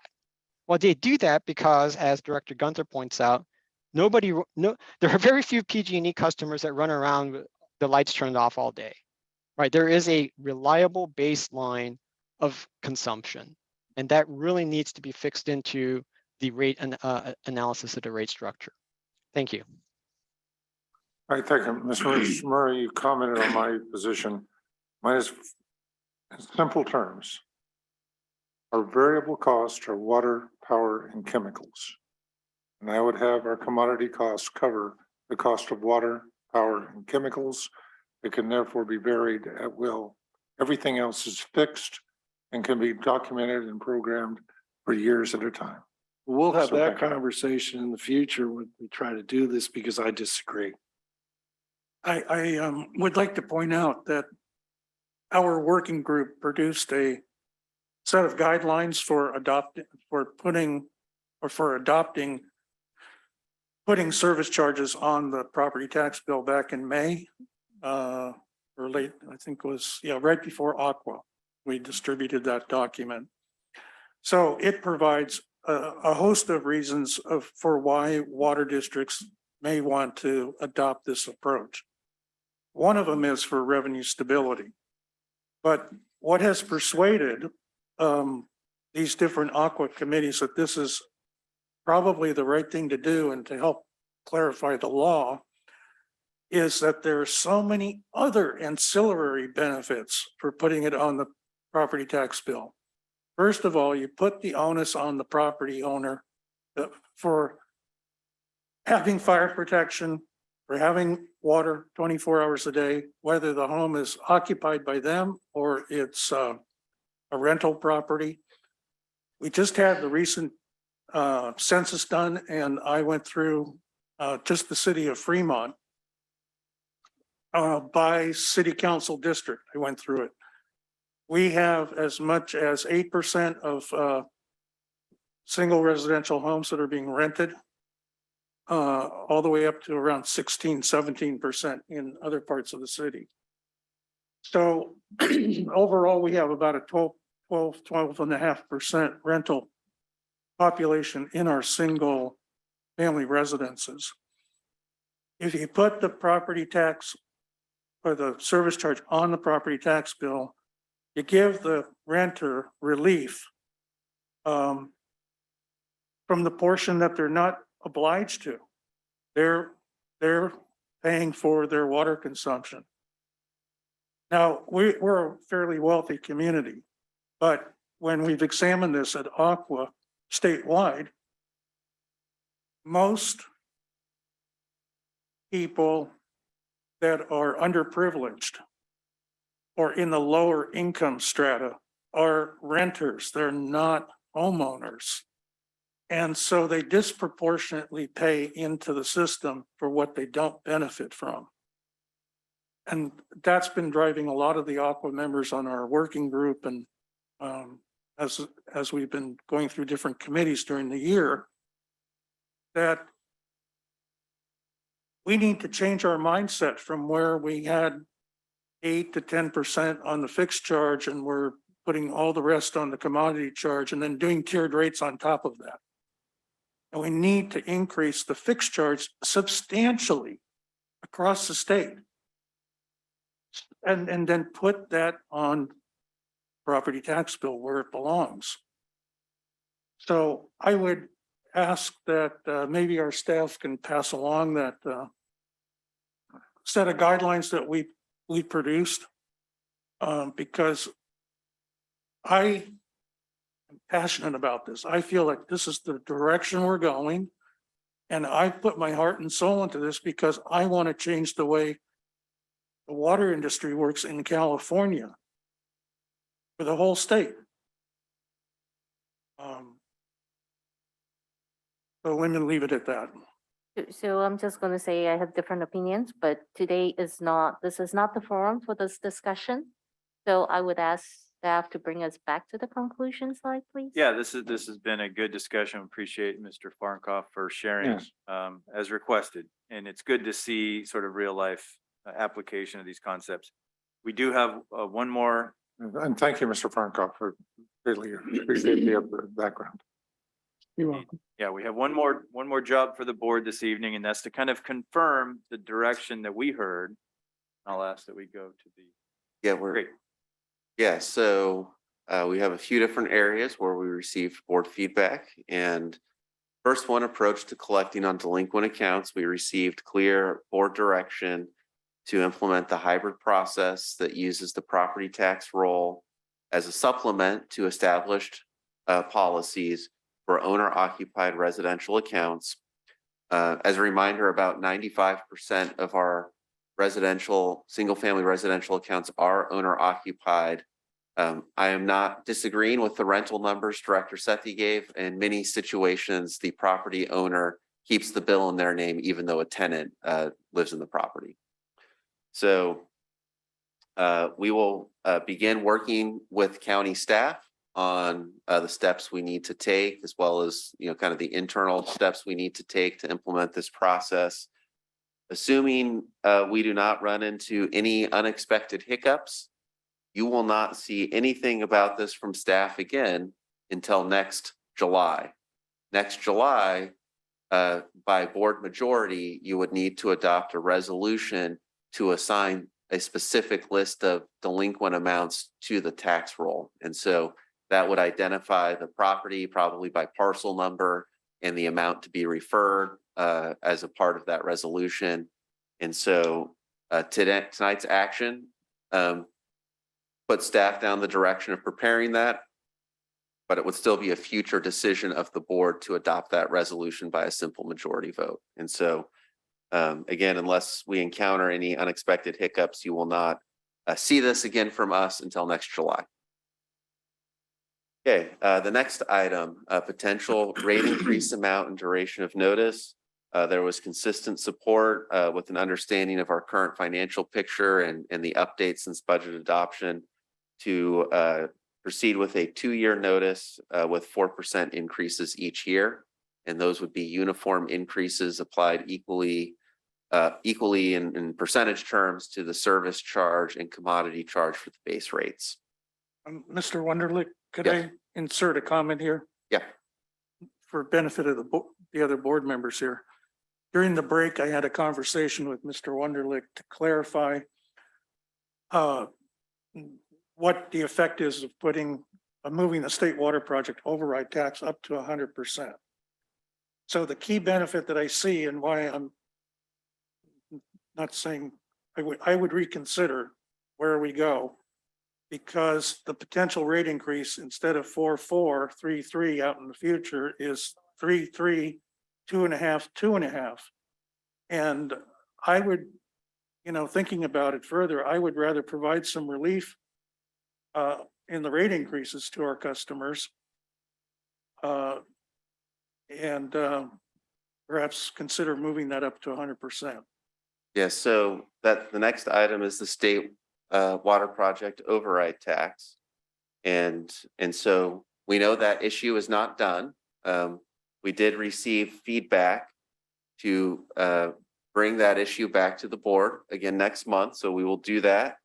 We were asked specifically to include staff's opinion on any potential benefits to the district of making the change, as well as some additional customer impact analysis between residential and non-residential customers and document the administrative effort. And so we will prepare all of that, and associated with that preparation, we will identify for the board how different decisions on the override tax would affect what staff would suggest in terms of the water rate increase. So we will make sure that's included as part of what's presented next Okay. month. Let me briefly summarize. Director Gunther indicated, as I recall, that is the potential support for the 100% on the state override tax. Right. Okay, Director Aziz, Akbari, your position on the potential for 100% on the state override tax? Well, I'm open to considering it. I have a weak preference for staying the course, but as I understand it, it's going to come back for further. Yeah, so this is already coming back next month. Right. And Director Huang, you're open to the discussion for 100%? I have a preference for staying the course, but I am open to hearing what staff is bringing back. So I definitely want a follow-up discussion on this. Okay, and I'm letting everybody know why I'm Okay. reconsidering, because it does impact our rates. Yes. it And does. I'm strongly supporting the 100% because of the predictability of revenue. And you have to remember, these rates compound on themselves. So the curve is moving up like this versus the other curve that's more smooth. So I do have a clarification question regarding delinquent account, Mr. Wonderlick, based on what you said. So it might turn out to be an ask. So you stated that we won't see it until next July, and you will be bringing back a list of delinquent accounts for the board's consideration. Is that what you said? That's for the first item on this slide, Right. the approach to collecting on delinquent accounts. Yeah, so we received direction from what I understood to be 4 out of 5 directors Yeah. very clearly.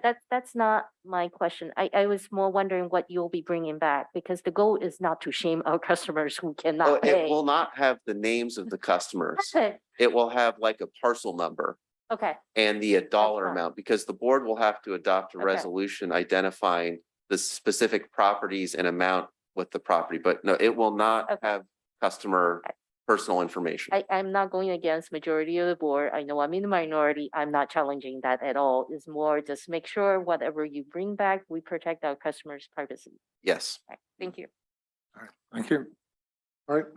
Okay, so, yes, so for the state water project override tax, that will come back in September for continued discussion. And then with the understanding that any change from the status quo would affect the amount of water rate increase, because we do need to consider the tax revenues in the overall financial picture of the district in determining what our revenue requirement is from water rates. Bingo. Okay, so then the last item is the approach to stage rates. We did not hear more than one director express an interest in option 1A or 1B. So therefore, we are not planning to bring either of those options back in September. We did hear from multiple directors an interest in maintaining option 2 on the menu for what's considered. So that will stay included in the packet for September. We did hear a strong preference from several board members as well for looking at option 3. And so we will bring back multiple options under option 3. It did sound like the board was comfortable with the current tier breakpoint identified and not having any surcharge below the tier breakpoint at the current stage. So the current 15% conservation request.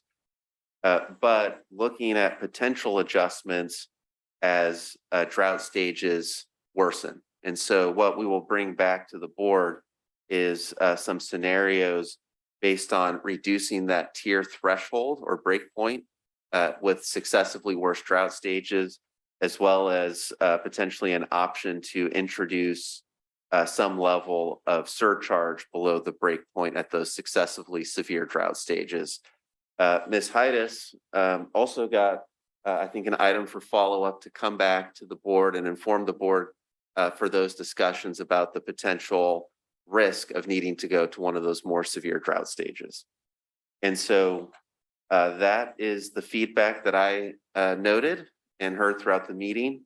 And so the next, the focal points of the next workshop in September will be again on the state water project override tax and the approach to stage rates with the goal of getting final direction from the board on the overall rates proposal to prepare.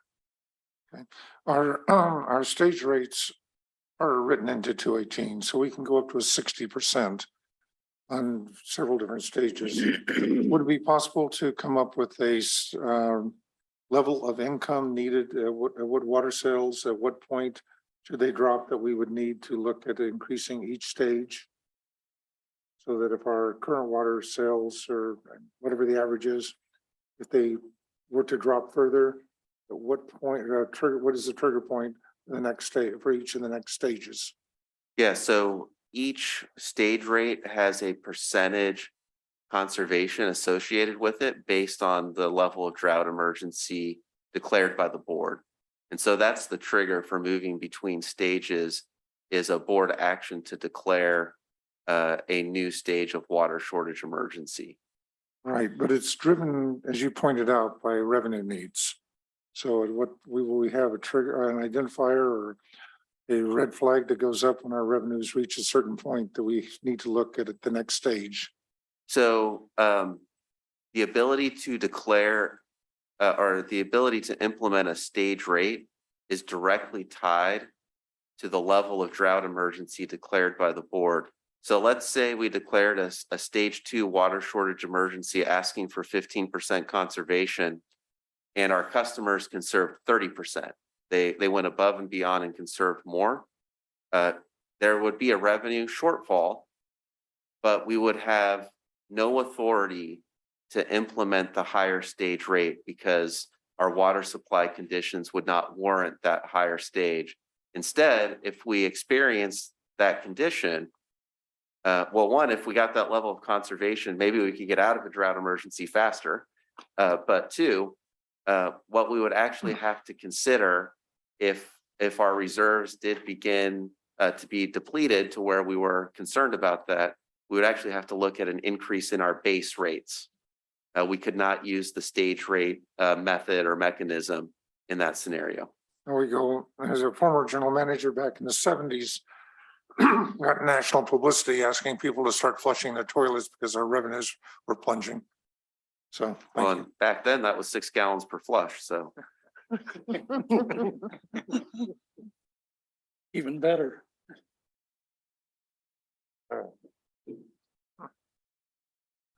assuming what I've described is consistent with everybody else's recollection and understanding of what was discussed, then I think we have our marching orders and we know what to prepare for next month. All right. Thank you very much. All right. Is there anything else for any other business before the board? We have item 5 on the agenda next, general manager's reports. I have Yes. a couple quick items. One is that there'll be a joint media event on the drought coming up next week. This will be between several Bay Area water agencies, including ACWD, and together with the state through the State Save Our Water campaign. It'll be located out at the Quarry Lakes Park here in our service area, at the drought tolerant garden there at Quarry Lakes at 10 a.m. on Tuesday. I've put a note out to President Weed and Vice President Sethy to see whether or not there's any interest in participating.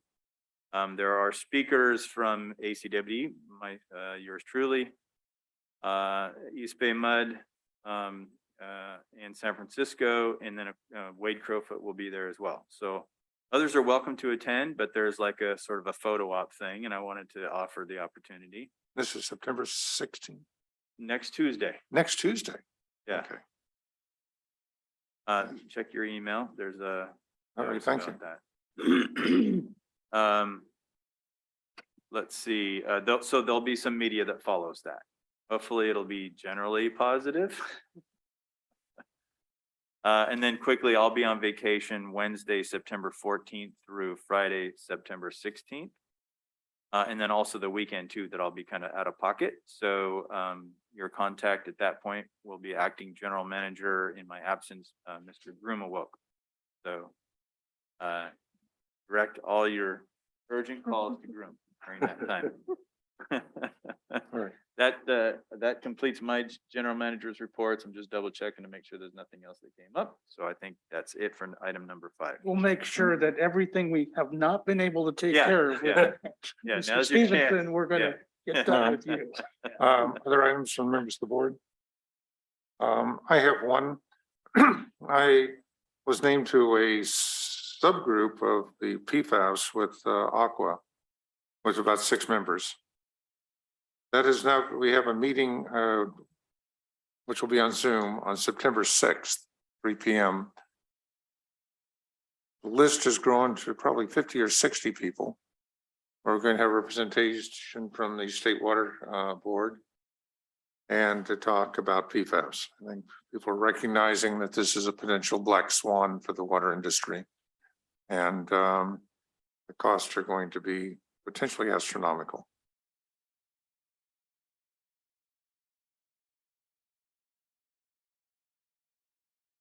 Thank you. So no other director comments or agenda item requests under item 6.